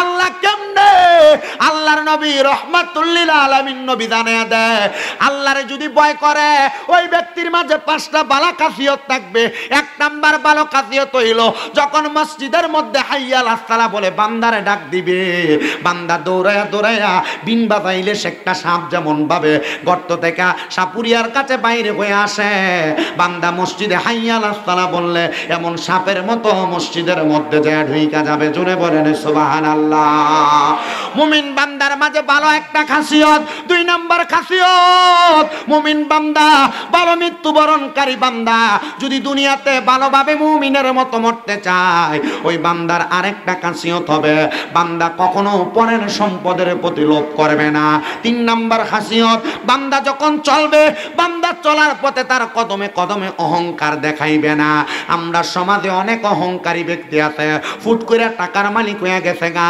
এখন তার পাও আর মাটিতে লাগে না মানুষের সালাম দিতে তার কষ্ট হয় এবার কোন এমন বাদাইম্যা আছে না নাই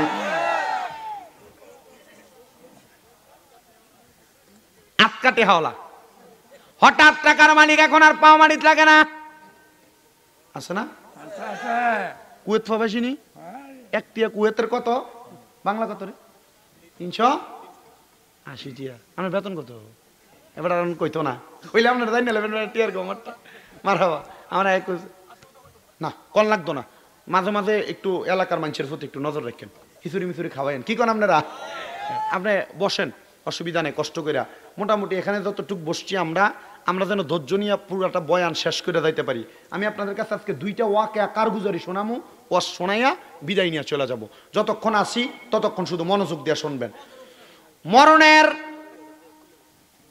মুমিন বান্দা যদি ঈমানের সাথে মরতে চায় তাহলে খাসিয়ত থাকবে কয়টা 5টা খাসিয়ত 3 নাম্বার গেল 4 নাম্বার খাসিয়ত ওই বান্দা যখন চলাফেরা করবে বান্দা নিজের হেদায়েতের পাশাপাশি অন্যকে হেদায়েতের দিকে ডাকবে আপনি নিজে নামাজ পড়লে চলবে না আপনার পাশের বন্ধু যদি নামাজ না পড়ে তাকে নামাজের দিকে ডাকবেন আপনি যদি মনে করেন অন্যদিকে আপনার হেদায়েত আছে আপনি সেই দিকে হেদায়েতের দিকে তারা ডাইকা নিয়ে যাবেন 5 নাম্বার খাসিয়ত ওই বান্দা 5 ওয়াক্ত নামাজের পাশাপাশি এমন কিছু ইবাদত করবে যে ইবাদতের মাধ্যমে বান্দার জীবন পরিবর্তনের পাশাপাশি আল্লাহ তাআলা বান্দাকে অসংখ্য পরিমাণ নিয়ামত দান করবে ওই নিয়ামত কি নিয়ামত ওই নিয়ামত কেমন নিয়ামত একটু মনোযোগ দিয়ে শুনবেন বাবারা হযরতে আবুল খায়ের রহমাতুল্লাহ আলাইহি জিনার বাড়ি ছিল রোম দেশ এলাকার মধ্যে হযরতে আবুল খায়ের রহমাতুল্লাহ আলাইহি বলেন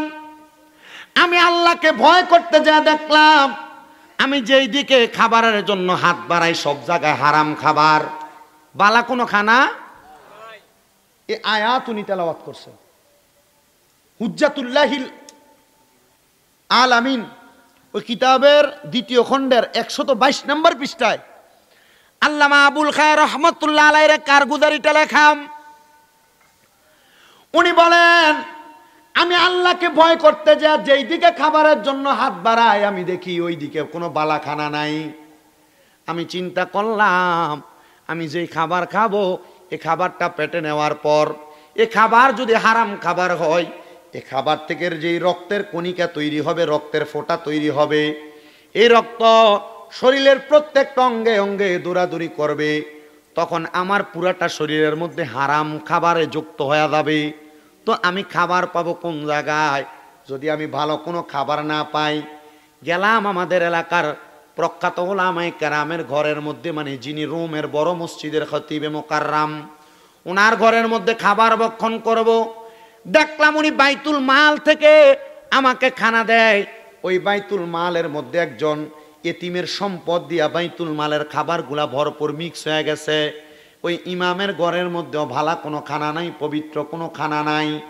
আমি আবার চিন্তা করলাম আমি কোন জায়গার মধ্যে গেলে ভালো খানা পাবো, যখন আমি পাচ্ছি না। হঠাৎ করে বৃষ্টি হচ্ছে, ফজরের পূর্ববর্তী রজনী। আমি কিছু বৃষ্টির পানি সংগ্রহ করলাম। আমি যে চাদরটা বিছিয়ে নামাজ পড়ি, আমার পানি সংগ্রহ করার মতো কোনো পাত্র ছিল না। ওই চাদরটা আমি বৃষ্টির মধ্যে ভিজিয়ে দিলাম। ভিজিয়ে দেওয়ার সাথে সাথে ওই চাদরটা যখন ভিজলো, আমি আমার নামাজের চাদরটা থাইকা চিপায় একটু পানি ভক্ষণ করলাম, পানি আহার করলাম। করার পর চিন্তা করলাম যেহেতু আমি কোনো খানা পাই না, তাহলে আমাকে এই পানিটা খাইয়া সময় কাটাইতে হবে। কারণ আল্লাহ যেই পানি দান করছে এটা রহমতের পানি, এটার মধ্যে কোনো হারাম যুক্ত হয় নাই। আমি পানি পান কইরা আমি নিয়ত করলাম যতক্ষণ পর্যন্ত কোনো হালাল খাবার আমার সামনে না আসবে ততক্ষণ পর্যন্ত এই পানির মাধ্যমে আমি রোজা আদায় করব। জোরে কোন সুবহানাল্লাহ। আবুল খায়ের রহমতুল্লাহ আলাইহি উনি বলেন, একটানা আমি 5 দিন রোজা রাখলাম। আমার খাবার বলতে খাবার ছিল এই নামাজের মুসল্লার পানি। বলে, আপনি এই 5 দিন নামাজ পড়ছেন কোন জায়গায়? বলে, আমি মসনবী রুমি ফলো করলাম। উনি বলেছেন, শুধু জুদাশে রহমাতাল লিল আলামিন মসজিদে ও সুদহা মারা ইয়ে জমিন। দুনিয়ার জমিনের প্রত্যেকটা জায়গা মসজিদ। আমি যেই জায়গায় সুযোগ পাইতাম ওই জায়গার মধ্যে দাঁড়ায় নামাজটা আদায় করতাম। আমি জানি সব জায়গার মধ্যে নামাজ আদায় করলে আল্লাহ আমার নামাজ কবুল করবে। খেতে আপনি রোয়া লাগাইতেছেন, পারলে ড্রেনের পানিটা দিয়ে ওযুটা বানায় আপনি নামাজটা আদায় করে নিবেন। কি আপনি দোকানে ব্যবসা করতেছেন, পারলে আপনি আপনার দোকানে কাস্টমারকে 5 মিনিটের জন্য বিরতি দিয়ে আপনি আপনার নামাজটা আদায় করে নিবেন। উনি বলেন, আমি রাস্তার মধ্যে দাঁড়ায় দাঁড়ায় আমার ইবাদতটা সেরে নিতাম। এ 5 দিন যখন আমি আমার নামাজের মুসল্লা চিপে চিপে পানি দিয়ে আমি আমার সাহারি এবং ইফতার করি, 5 দিন পরে আমি বড় ক্ষুধার্ত। এই 5 দিন পরে ক্ষুধার্ত থাইকা আমি নামাজের মুসল্লাটা যখন আর পানি পাইতেছি না, পরের দিন আমি কেমনে রোজা রাখবো? আমি গভীর রজনীতে আমার নামাজের মুসল্লাটা আমার মাথার নিচে দিয়া আমি ঘুমায়া গেলাম। ঘুমানোর সময় চিন্তা করলাম ফজরের আগে উইঠা আমি কোন পানি পান করব, কি খায় আমি আমার রোজা রাখবো, পরের দিন ইফতার করার মতো তো কোনো কিছু নাই। আমি আবার দুরূদ শরীফ পড়তে লাগলাম, সাল্লাল্লাহু আলাইকা ইয়া রাসূলুল্লাহ, সাল্লাল্লাহু আলাইকা ইয়া রাসূলুল্লাহ।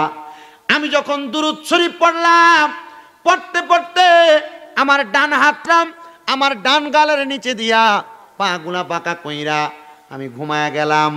ঘুমের ঘরে হঠাৎ করে আমি দেখলাম আমার নবী রাহমাতুল লিল আলামিন নবী যে আমার সামনে হাজির।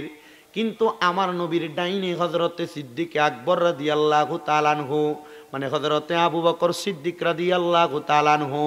আমার বাম পাশে হযরতে উমর ইবনে খাত্তাব রাদিয়াল্লাহু তাআলা আনহু, আর আমার সামনে হযরতে মৌলা আলী কাররামাল্লাহু ওয়াজহু। উনি সর্বপ্রথম আমি পাগলা আবুল খায়েরের সামনে আইসা আমার ঘুম থেকে জাগ্রত করলেন আর ডাক দিয়া বললেন, এ আবুল খায়ের, তুমি নবীজির উপর দুরূদ শরীফ আদায় করতে করতে ঘুমাইলা, আর ঘুমাইবা না, উইঠা যাও, দেখো তোমার হাবিবে কিবরিয়া নবী তোমার জন্য খাবার নিয়ে দাঁড়ায়া গেছে।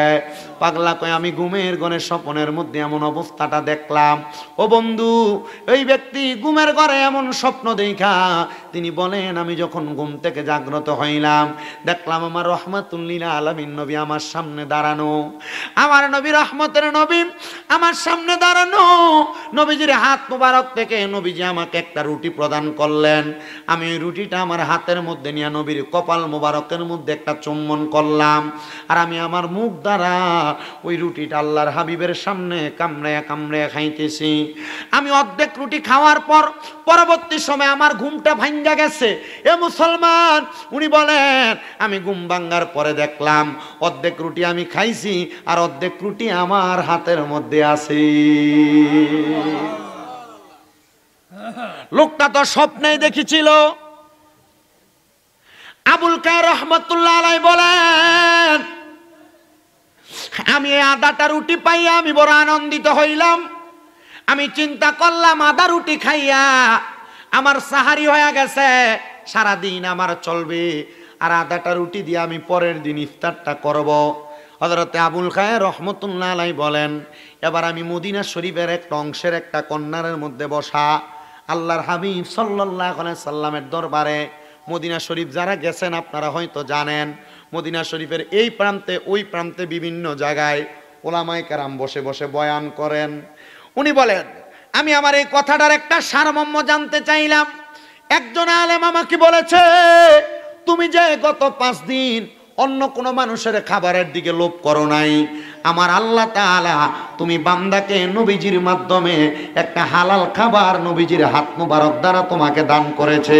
এটা দিয়া বুঝাইছে, দুনিয়াতে কোনো মানুষ যদি হারাম খাবার ত্যাগ কইরা হালাল খাবারের আশায় কষ্ট করেও দিন যাপন করে, রাত্রি যাপন করে, আল্লাহ তাআলা তার জন্য গায়েবীভাবে হালাল খাবারের ব্যবস্থা করে দেয়। বলেন সুবহানাল্লাহ।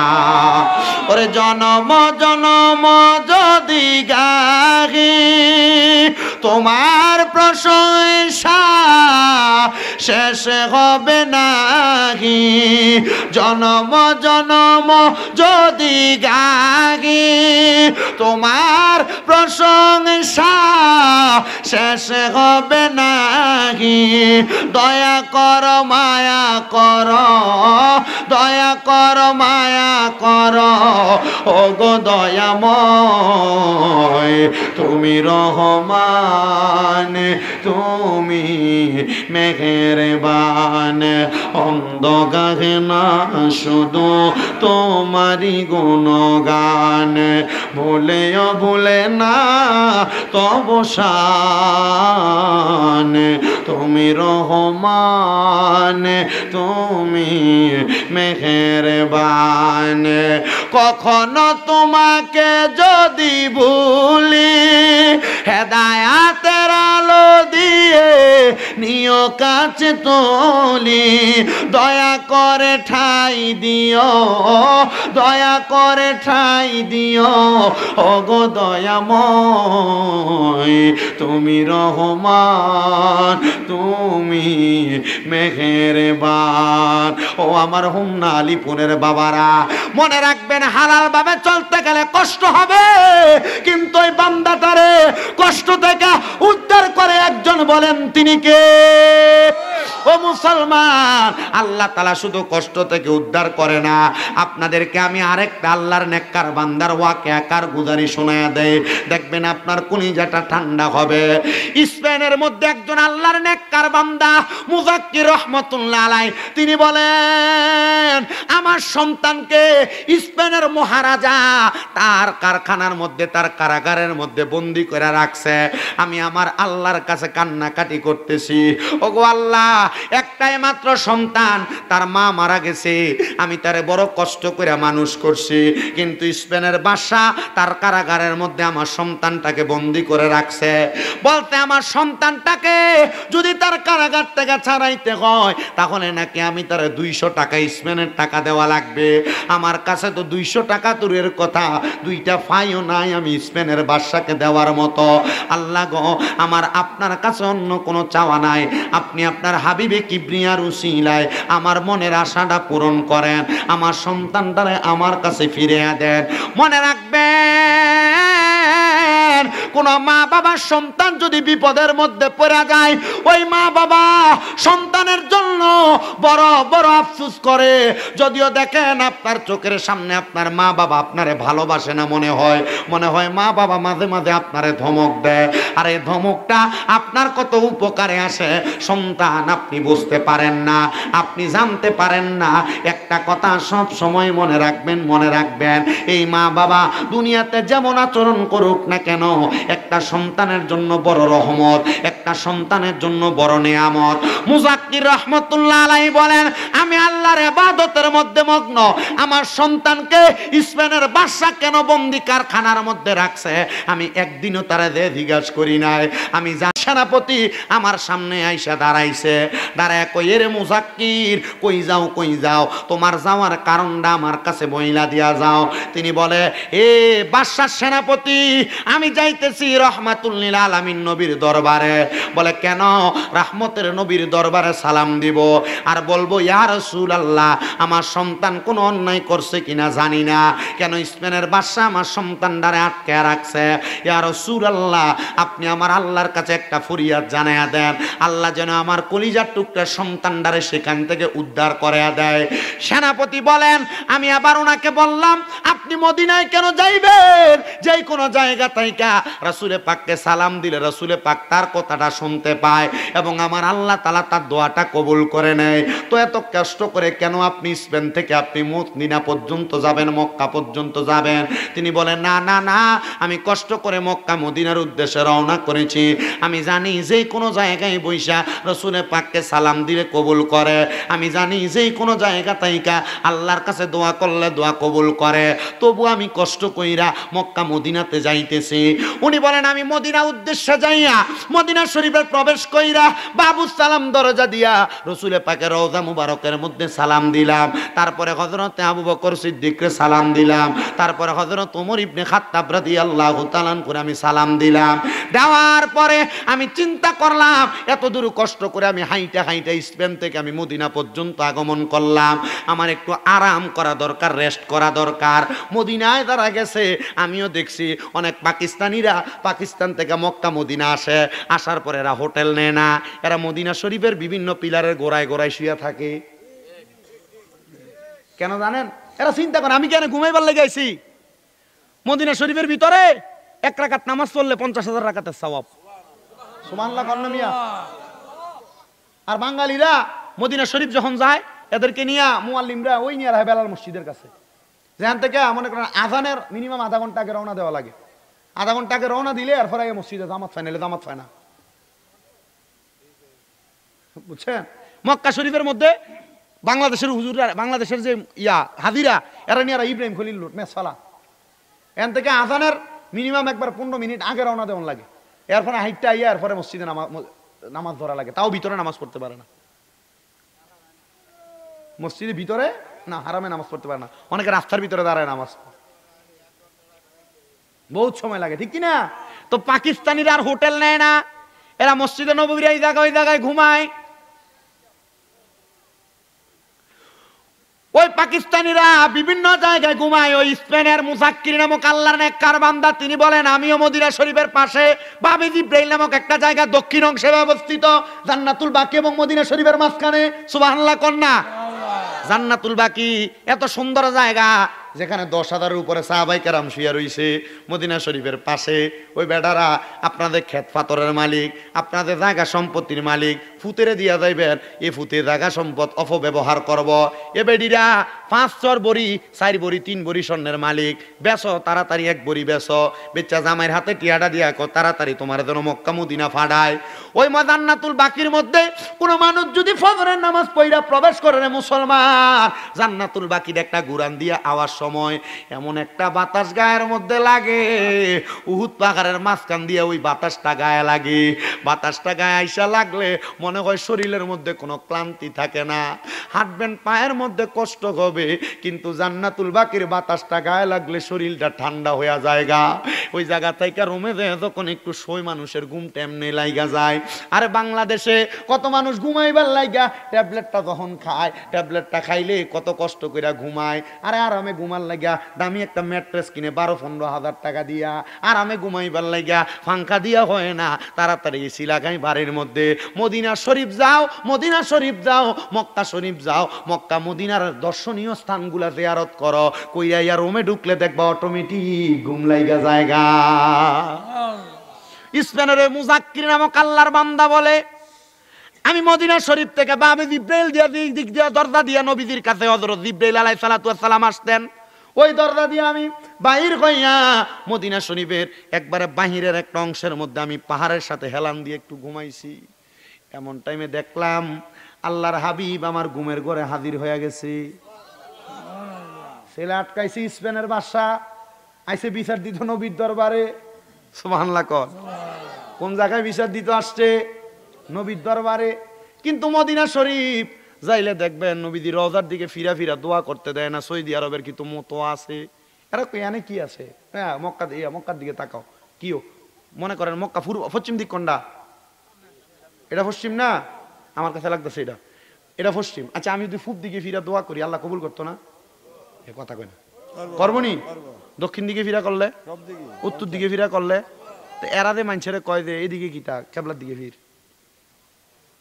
কি কথা কন না কেন? ফিরে দিতে এটা কি? দেখলাম এক পাকিস্তানি তর্ক করতেছে, এরা লোক তর্ক করতেছে। আমি চিন্তা করলাম, আচ্ছা আশিকেরই কি আপনি তর্ক মর্ক দিয়ে এখন আটকে রাখতে পারবেন?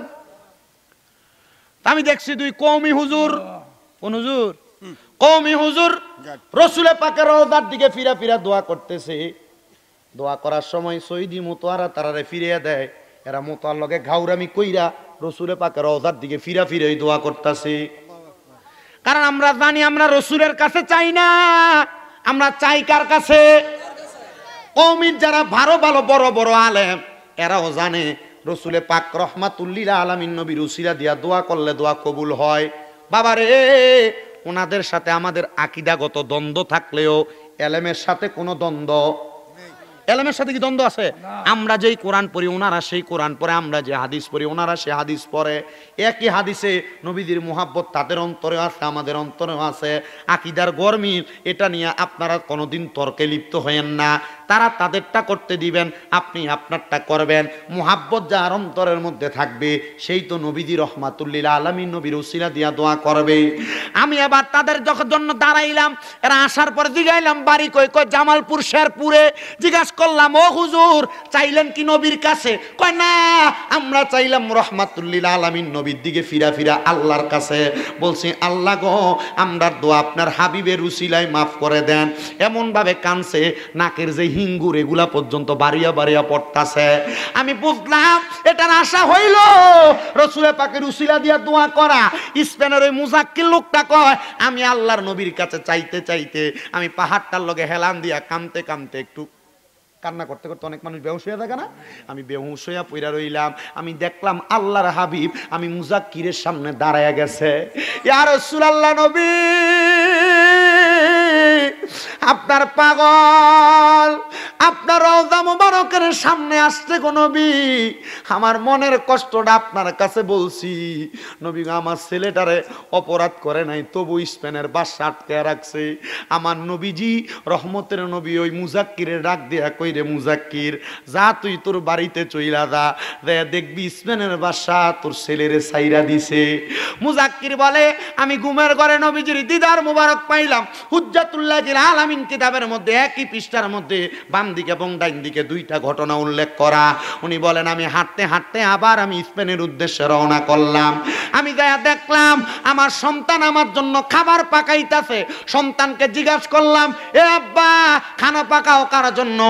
আব্বা ডাক দিয়া কয়, স্পেনের বাদশা এবং তার সেনাপতি আমারে বলছে আমার আব্বা নাকি মদিনা শরীফ থেকে বাড়িতে আসতেছে আমার আব্বার জন্য খাবার পাকানোর জন্য। আব্বা আমি আপনার জন্য খানা পাক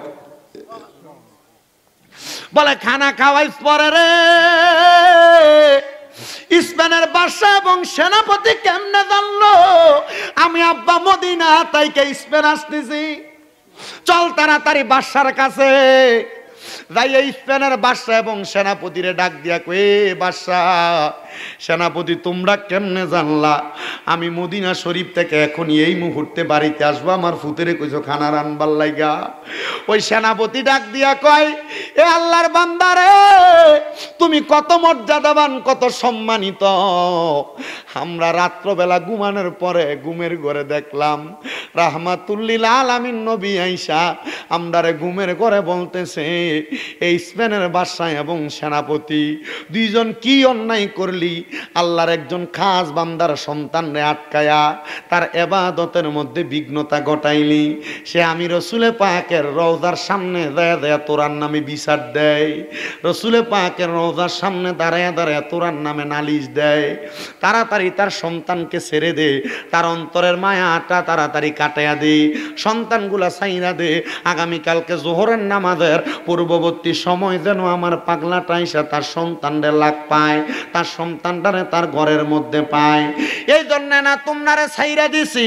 এ মুজাক্কির আমি স্পেনের বাদশা ওয়াদা করলাম তোমার জন্য যদি রাহমাতুল্লিল আলামিন নবীর দিদার আমি স্পেনের বাদশা পাইতে পারে, আমার সেনাপতি পাইতে পারে, আমরার একটা বিশ্বাস তোমার অনুসরণ তোমার অনুকরণের মাধ্যমে আমার আল্লাহ তাআলা আমাদেরকে মরণের আগে রসুলে পাকের দিদার নসিব করাইতে পারে। ও মুসলমান, দুনিয়াতে কেমন মরণ আপনি আশা করেন জানেন না? জানেন না রাস্তার মধ্যে কত মানুষ স্ট্রোক কইরা ফইরা মারা যায়, কত মানুষ অ্যাক্সিডেন্ট কইরা মারা যায়, কত মানুষ ঘুমের ভিতরে মইরা থাকে। এরার মরণটা বালা না খারাপ আপনি জানেন না? আরে মরণের সময় যদি নবীর দিদার না পান, এই মরণ দিয়া তো আপনার কোনো লাভ নাই। মরণের সময় যদি নবীর দিদার না পান, সারা জীবন নবীরে নবীরে নবী নবী কইয়া ডাইকা লাভ ডাকি হইছে। ওনারা ডাক দিয়া কয় স্পেনের এত বড় আল্লাহর ওলি আছে আমরা জানি না। হযরতে মুজাক্কির নামক আল্লাহর ওলিরে বলছে এখন থেকে আমরা আপনার অনুসরণ করব, কারণ আপনার পুরাটা জিন্দেগি আল্লাহ এবং রসুলের সুন্নত মোতাবেক আপনি আপনার পা বন্দি করে রাখছেন। আপনারে মানলে আমার আল্লাহ তাআলা আমাদেরকে মদিনার নবীর দিদার ঘুমের ঘরে দান করব। ও আলিপুরের বাবারা, আমরা তো আল্লাহ দেখি নাই, আমরা তো নবী দেখি নাই। বর্তমান যুগটা কলির যুগ। এই আল্লাহর ওলিদের জামানায় আইসা হক্কানি রব্বানি আল্লাহর ওলিদের অনুসরণ অনুকরণ করবেন, দেখবেন আপনি আল্লাহর ওলিদের হকভাবে অনুসরণ করার কারণে মরণের সময় আমার আল্লাহ তাআলা আমাদেরকে নবীজির দিদার দিতে পারে কি পারে না? ও তোমায় ডাক দিলে বলার প্রাণে চাইও রে, তোমায় ডাক দিলে চাইও রে, ও প্রাণের মুর্শিদ রে, তুমি ধীরে ধীরে ফিরে ফিরে চাইও রে। বাবা মনোযোগ দেন, স্পেনের বাদশা কি এর আগে নবীরে দেখছিল?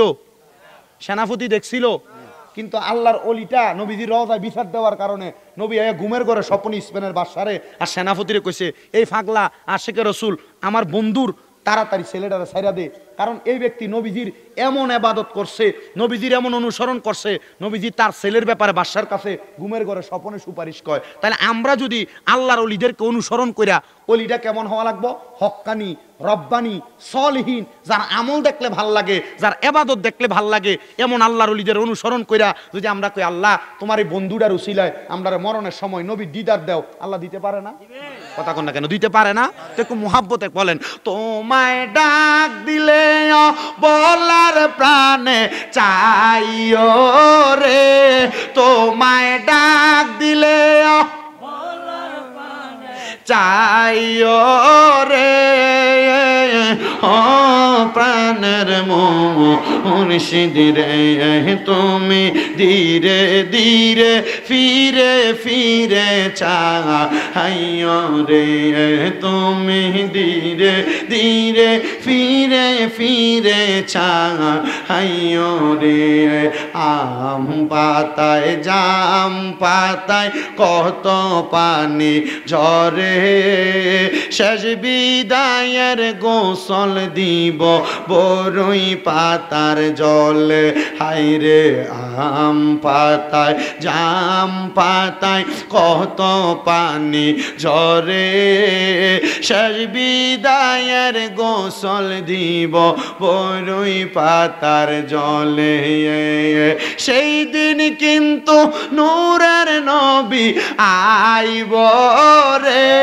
বলেন সেই দিন কিন্তু মায়ার নবী আইব রে ও প্রাণের মুর্শিদ রে তুমি ধীরে ধীরে ফিরে ফিরে চাহিও রে আমার বিয়ার যাত্রী আমি চারজনারে দেখি আমদার ঘরে নামাই দিয়া দিব আমায় ফাঁকি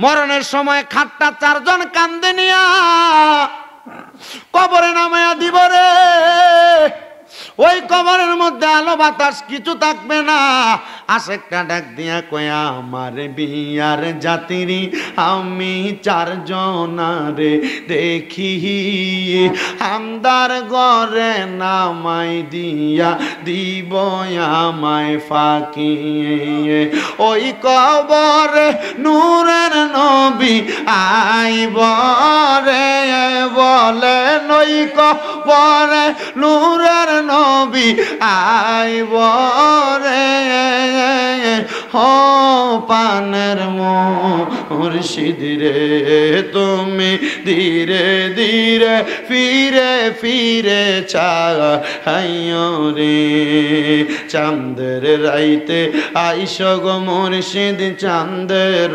পাহাড় আর তোমার গলায় দেব আমরা প্রেমের একটা হার চাঁদের রাইতে আইস গো খাজা চাঁদের বাহার তোমার গলায় দেব আমরা প্রেমের একটা হার তোমার আত্মাতে আত্মা মেশাইয়া রাই করে তোমার আত্মাতে আত্মা মেশাইয়া রাই করে ও পানের মুর্শিদ রে তুমি ধীরে ধীরে ফিরে ফিরে চাহিও রে আলিপুরের মুসলমান রে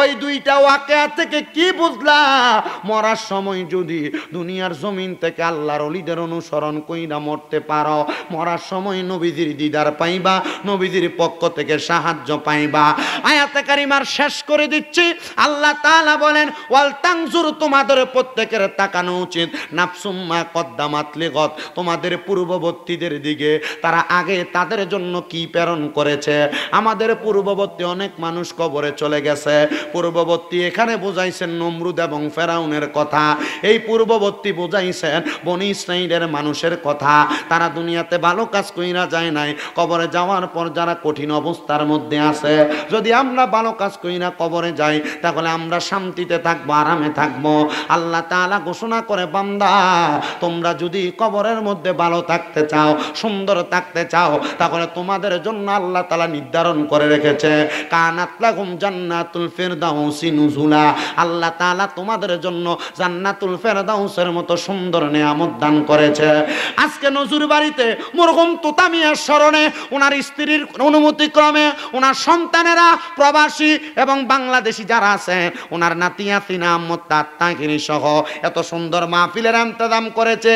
এইটা করায়া তারা শুধু মাহফিল মানুষকে দেখানোর জন্য করে নাই, তারা বুঝাইতেছে তোতা মিয়ার জন্য আমরা দোয়ার আয়োজন করি নাই, শুধু এলাকার সকল কবরবাসীর জন্য দোয়ার আয়োজন করেছি।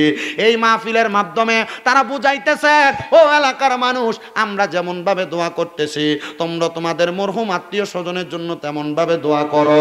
এলাকার মানুষ তোমরা যখন দোয়া করবা আল্লাহ তাআলা এই দোয়ার মাহফিলের ইন্তজামের উসিলায় আপনার মরা বাপ যারা, মরা দাদা যারা, মরা আত্মীয় স্বজন যারা কবরে, তাদের রুহুগুলাকে আমার আল্লাহ তাআলা আজকের দিনে ছাইরা দিছে। আজকের মাহফিলে তোতা মিয়ার রুহুটা মাহফিলের চারিদিক দিয়ে ঘুরতেছে, নবীর হাদিস শরীফের কথা, মারহাবা বলেন। রুটা চারিদিক দিয়ে ঘুরতেছে। এ তোতা মিয়ার বংশধরেরা শুইনা লাও তোমরা, তোমাদের বংশের মানুষ তোতা মিয়া যে অন্ধকার কবরে, শুধু উনি না, এই বংশের যত মানুষ অন্ধকার কবরে, এই এলাকার যত মানুষ অন্ধকার কবরে, তাদের রুহুগুলো আজকে মাহফিলের ডাইনে বামে ঘুরতেছে। আর এরা আইসা ভিক্ষুক যেমন ভাবে ভিক্ষা চায়, আপনার কাছে আমার কাছে ভিক্ষুকের মতো ভিক্ষা চাইতেছে, দে আমার জন্য একটু দোয়া কর, তোদের দোয়ার কারণে আল্লাহ তাআলা আজকে আমারে মাফ করব। এরা কবরের মধ্যে ফিরা যাইব, কবরে যায় যদি দেখে ওই বংশের মানুষের একটা সন্তান মাহফিলে বসে নাই, তার জন্য দোয়া করে নাই, কবরে যায় দেখবে আল্লাহ তাআলা তার কবরের আযাব বাড়াইয়া দিছে। আর তোতা মিয়ার রুহুটা যদি কবরে যায় দেখে উনার সন্তান আজকের মাহফিলে উনার জন্য বৈশা বৈশা চোখের পানি পালায়া পালায়া কান্দা কান্দা দোয়া করে, উনার আত্মীয় স্বজনরা ওনার জন্য কান্দা কান্দা দোয়া করে, ওনার বংশের মানুষরা ওনার জন্য কান্দা কান্দা দোয়া করে, ওই চোখের পানিগুলা মাটিতে পড়ার আগে আমার আল্লাহ তাআলা তাদের বংশের মানুষের কবরের আযাবগুলা মাফ করে দিবে।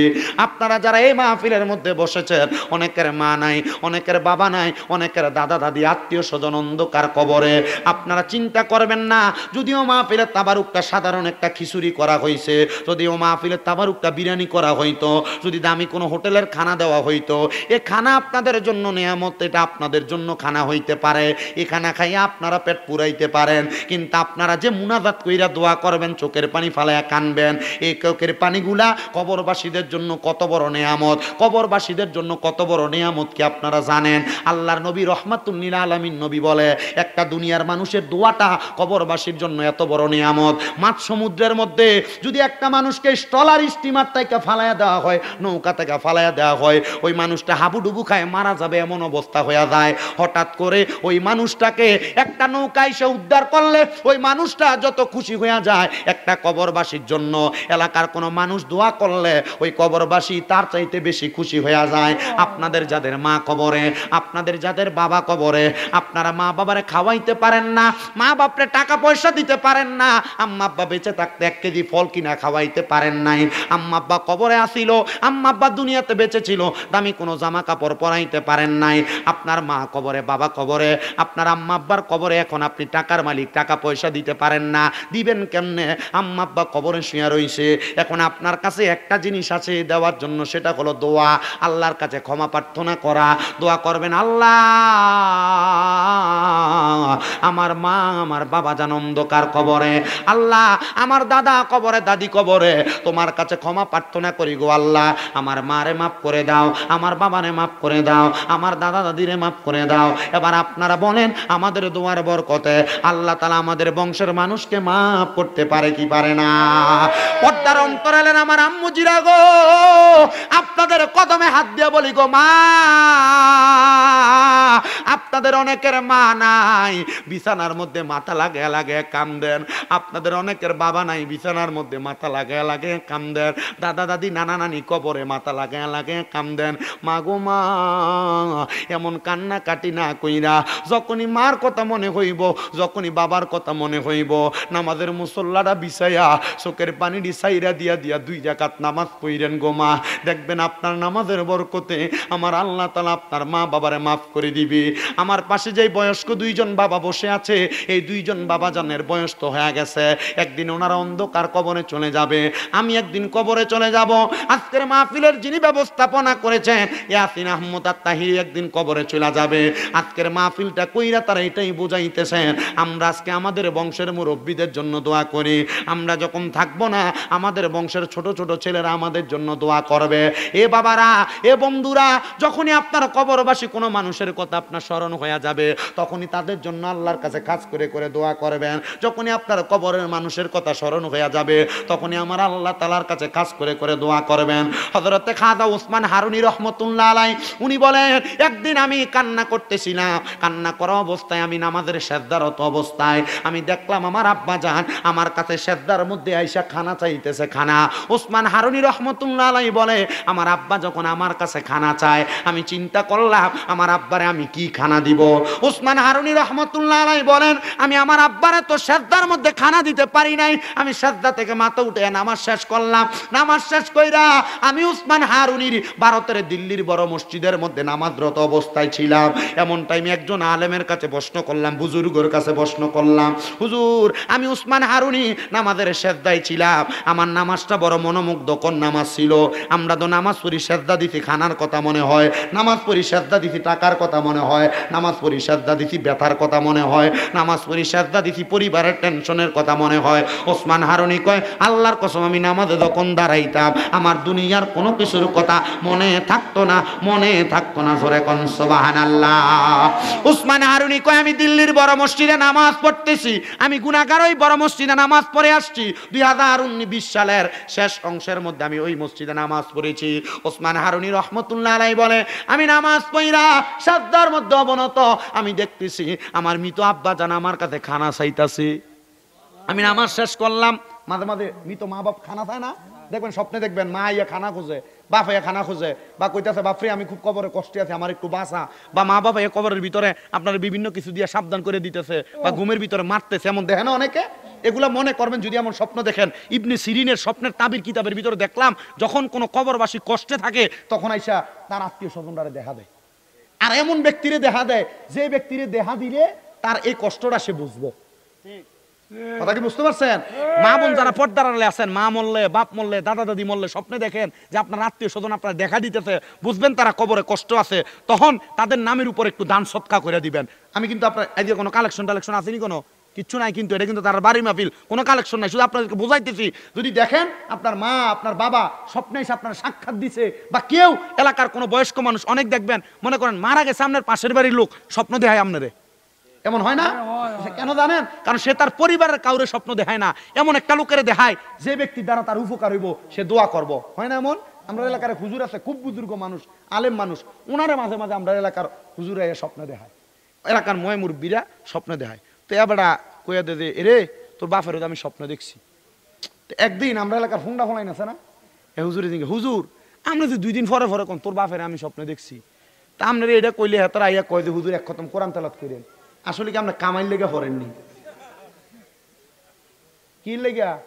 মানে হুজুরে বুজুর্গ মানুষ ফলানি হুজুরে কি কয়, আমনে আমনে খালি স্বপ্ন দেন আর কেউ দেখে না, এটি ফোনটা সঙ্গে এটি জীবনে স্বপ্ন দেখবো, এ সিগারেট খান মুখের ভিতরে গুয়ের গন্ধ, এই কথা কন না কেন? এ কখনো স্বপ্ন দেখবো? এ নামাজ পড়ে না, স্বপ্ন দেখবো কই থেকে? হুজুর আলেম, এই জন্য হুজুর স্বপ্ন দেখে। তো হুজুর তার উত্তর কি দিছে জানেন?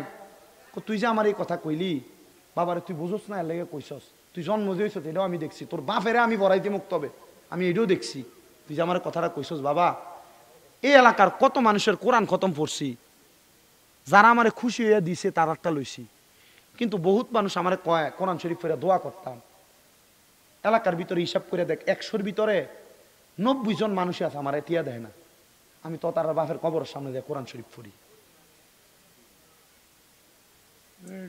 ওসমান হারুনী কয়, আমি স্বপ্ন দেখছি আমার মরা বাপ আমার কাছে হাত ভরায় কইতেছে, পুত্রে কোন জায়গার ভিতরে কইতেছে?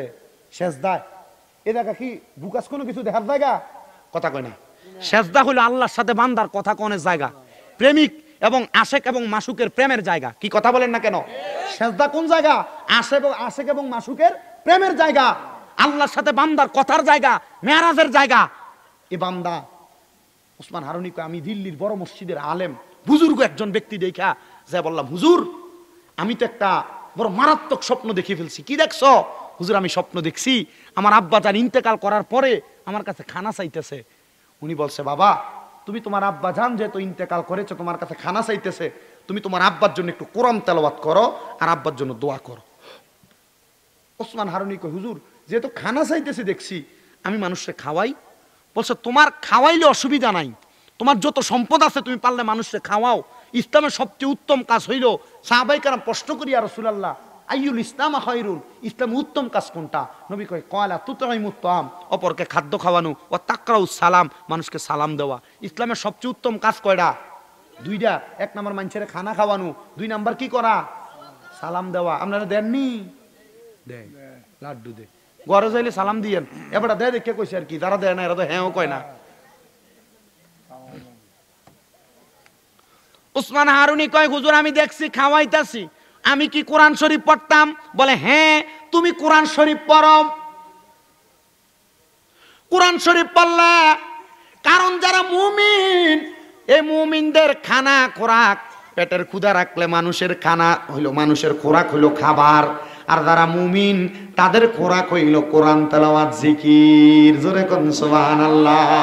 মাইক ছাড়ার আগে আরেকবার আমাদের বংশের কবর আযাব মাফ করানোর জন্য মুহাব্বতে একটু আল্লাহ তাআলার জিকির করে আল্লাহ আল্লাহ আল্লাহ আল্লাহ আল্লাহ আল্লাহ আল্লাহ আল্লাহ আল্লাহ আল্লাহ আল্লাহ আল্লাহ। তোমায় পাইতে কান্দে পাগল মন, দাও না বাজা আমায় দোল শোন মাশাআল্লাহ আল্লাহ আল্লাহ। তোমায় পাইতে কান্দে পাগল মন, দাও না বাজা আমায় দোল শোন মারহাবা আল্লাহ আল্লাহ। কোন সাধনে পাইবর দয়াল তোমার রাঙ্গা দুই অঙ্গন, কোন সাধনে পাইব বাজারি তোমার রাঙ্গা দুই চরণ, দাও না বাজা আমায় দোল শোন মাশাআল্লাহ আল্লাহ আল্লাহ। আমার বলতে আমি নাই রে, তুমি মোর জীবন রে পেশোয়ারি, তুমি মোর জীবন মারহাবা। আমার বলতে আমি নাই রে, তুমি মোর জীবন রে খাজা, তুমি মোর জীবন মাশাআল্লাহ আল্লাহ আল্লাহ। জীবন যৌবন সইপা দিতাম পাইলে তোর চরণ, ও গো মুর্শিদ রাগবানি চরণে মাশাআল্লাহ আল্লাহ আল্লাহ। রাগবানি চরণে গো মুর্শিদ রাগবানি চরণে, ও গো মুর্শিদ রাগবানি চরণে মাশাআল্লাহ আল্লাহ আল্লাহ। আমার অন্তর কাঁপে ডরে গো, কোন দিন জানি আজ রাইলাই সাধঙ্গ রে।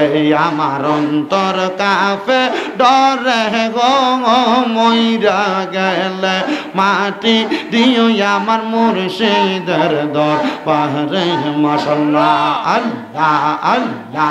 দেখাইয়া তার রূপের ঝলক, দেখাইয়া তার রূপের ঝলক, মন কইরাস উদাসী দয়াল মুর্শিদ তোমার মুখের হাসি, আমি কেমনে বলিব গো পানের মুর্শিদ তোমার মুখের হাসি মারহাবা আল্লাহ আল্লাহ।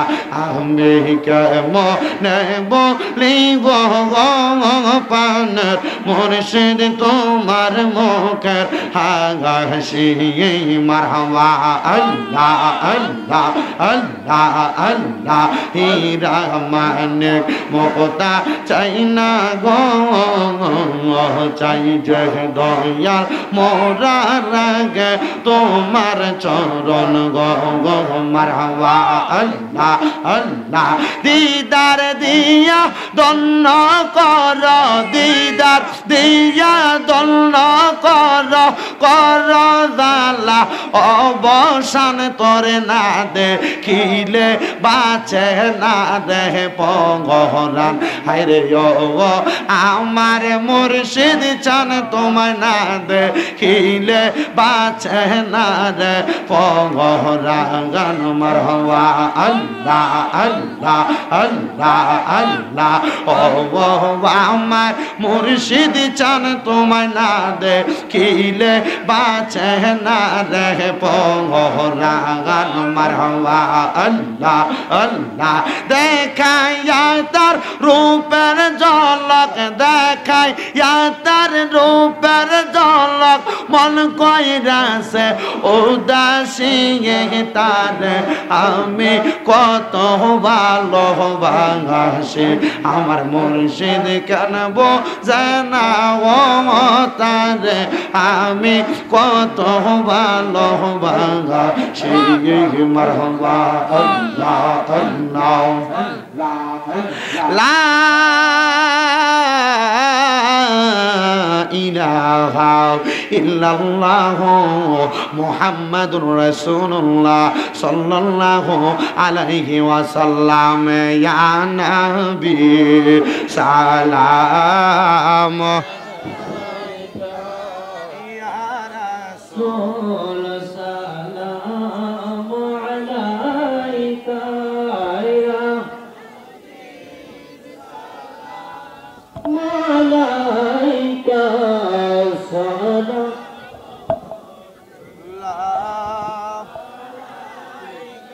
সাইয়্যিদি ইয়া রাসূলুল্লাহ ওয়া তাগফির লানা ওয়া তারহামনা লানাকুনান্না মিনাল খাসিরিন। মাবুদু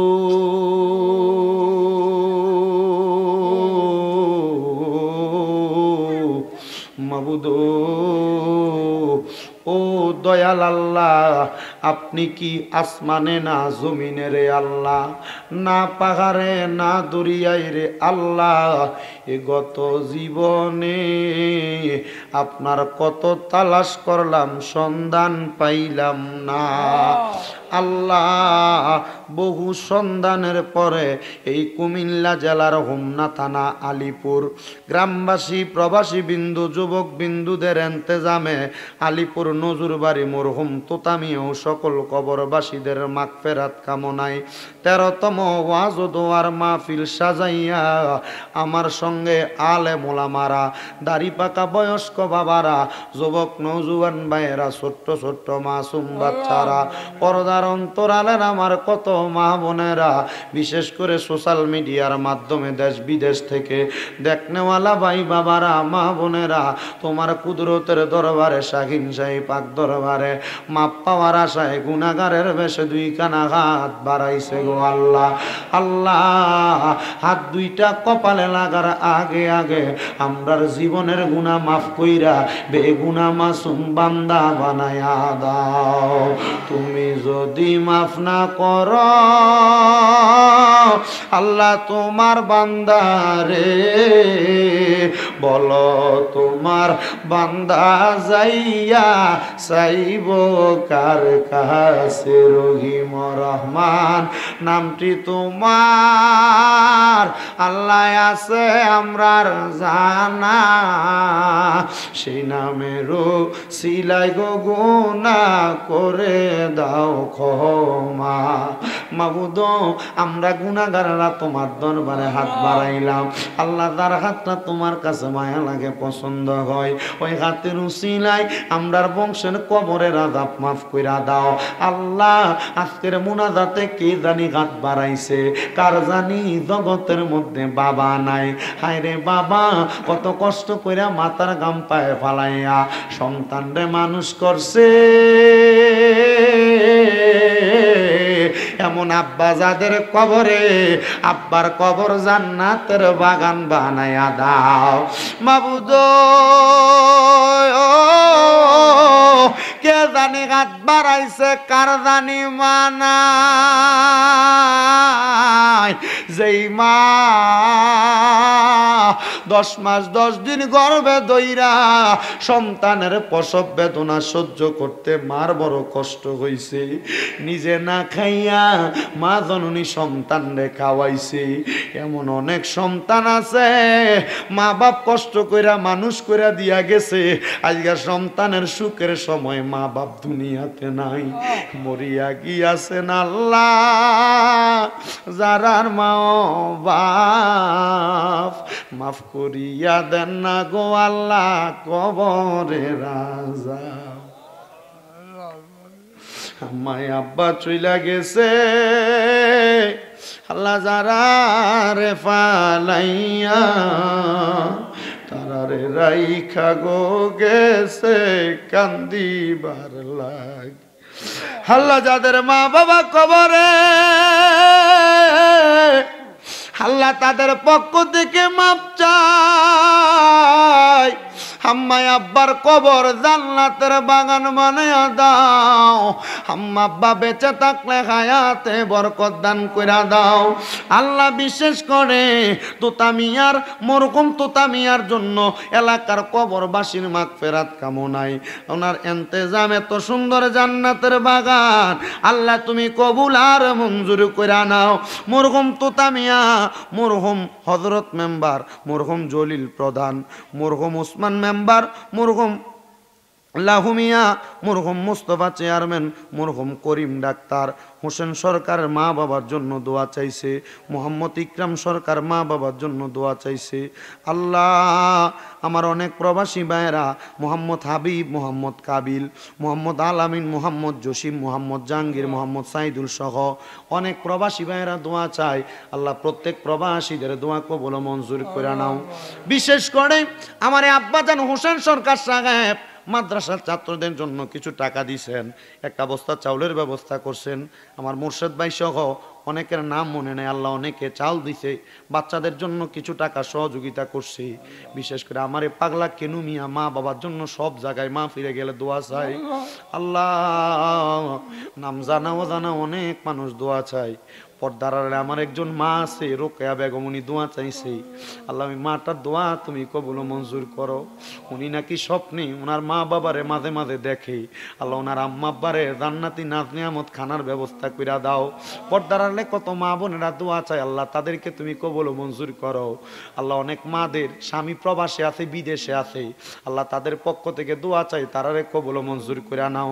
আল্লাহ এই মাহফিলের আশেপাশে যত মানুষ দোয়া চায় প্রত্যেকের খাস দোয়া কবুল মঞ্জুর করো।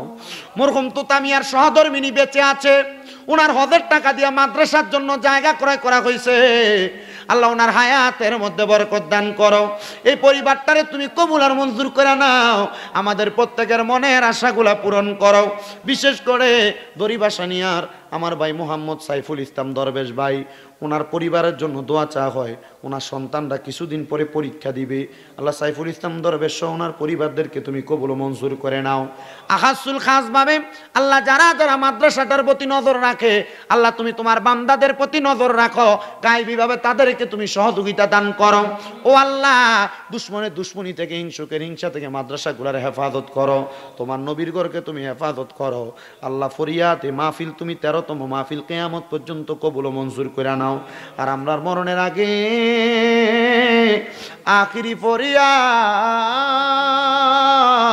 আমাদেরকে বারবার মক্কা মদিনা না দেখে মরণের ডাক দিও না রে আল্লাহ। আল্লাহ মক্কা মদিনা দেখতে বড় সুন্দর, মক্কা মদিনা দেখলে আশেকের অন্তর শান্তি হয়। মক্কা মদিনা না দেখে আমরা মরণের ডাক দিও না। অনেকে তাবারুকের মধ্যে দিয়া সহযোগিতা করছে, আল্লাহ তাদের হাদিও কবুল মঞ্জুর করে নাও। আর মরণের আগে নবীজি নুরানি চেহারা মুবারক দেখতে দেখতে আখিরি জবানে মধুর কালেমা পড়ে দিয়েন, লা ইলাহা ইল্লাল্লাহু মুহাম্মাদুর রাসূলুল্লাহ সাল্লাল্লাহু আলাইহি ওয়াসাল্লাম। আসসালামু আলাইকুম ওয়া রাহমাতুল্লাহ।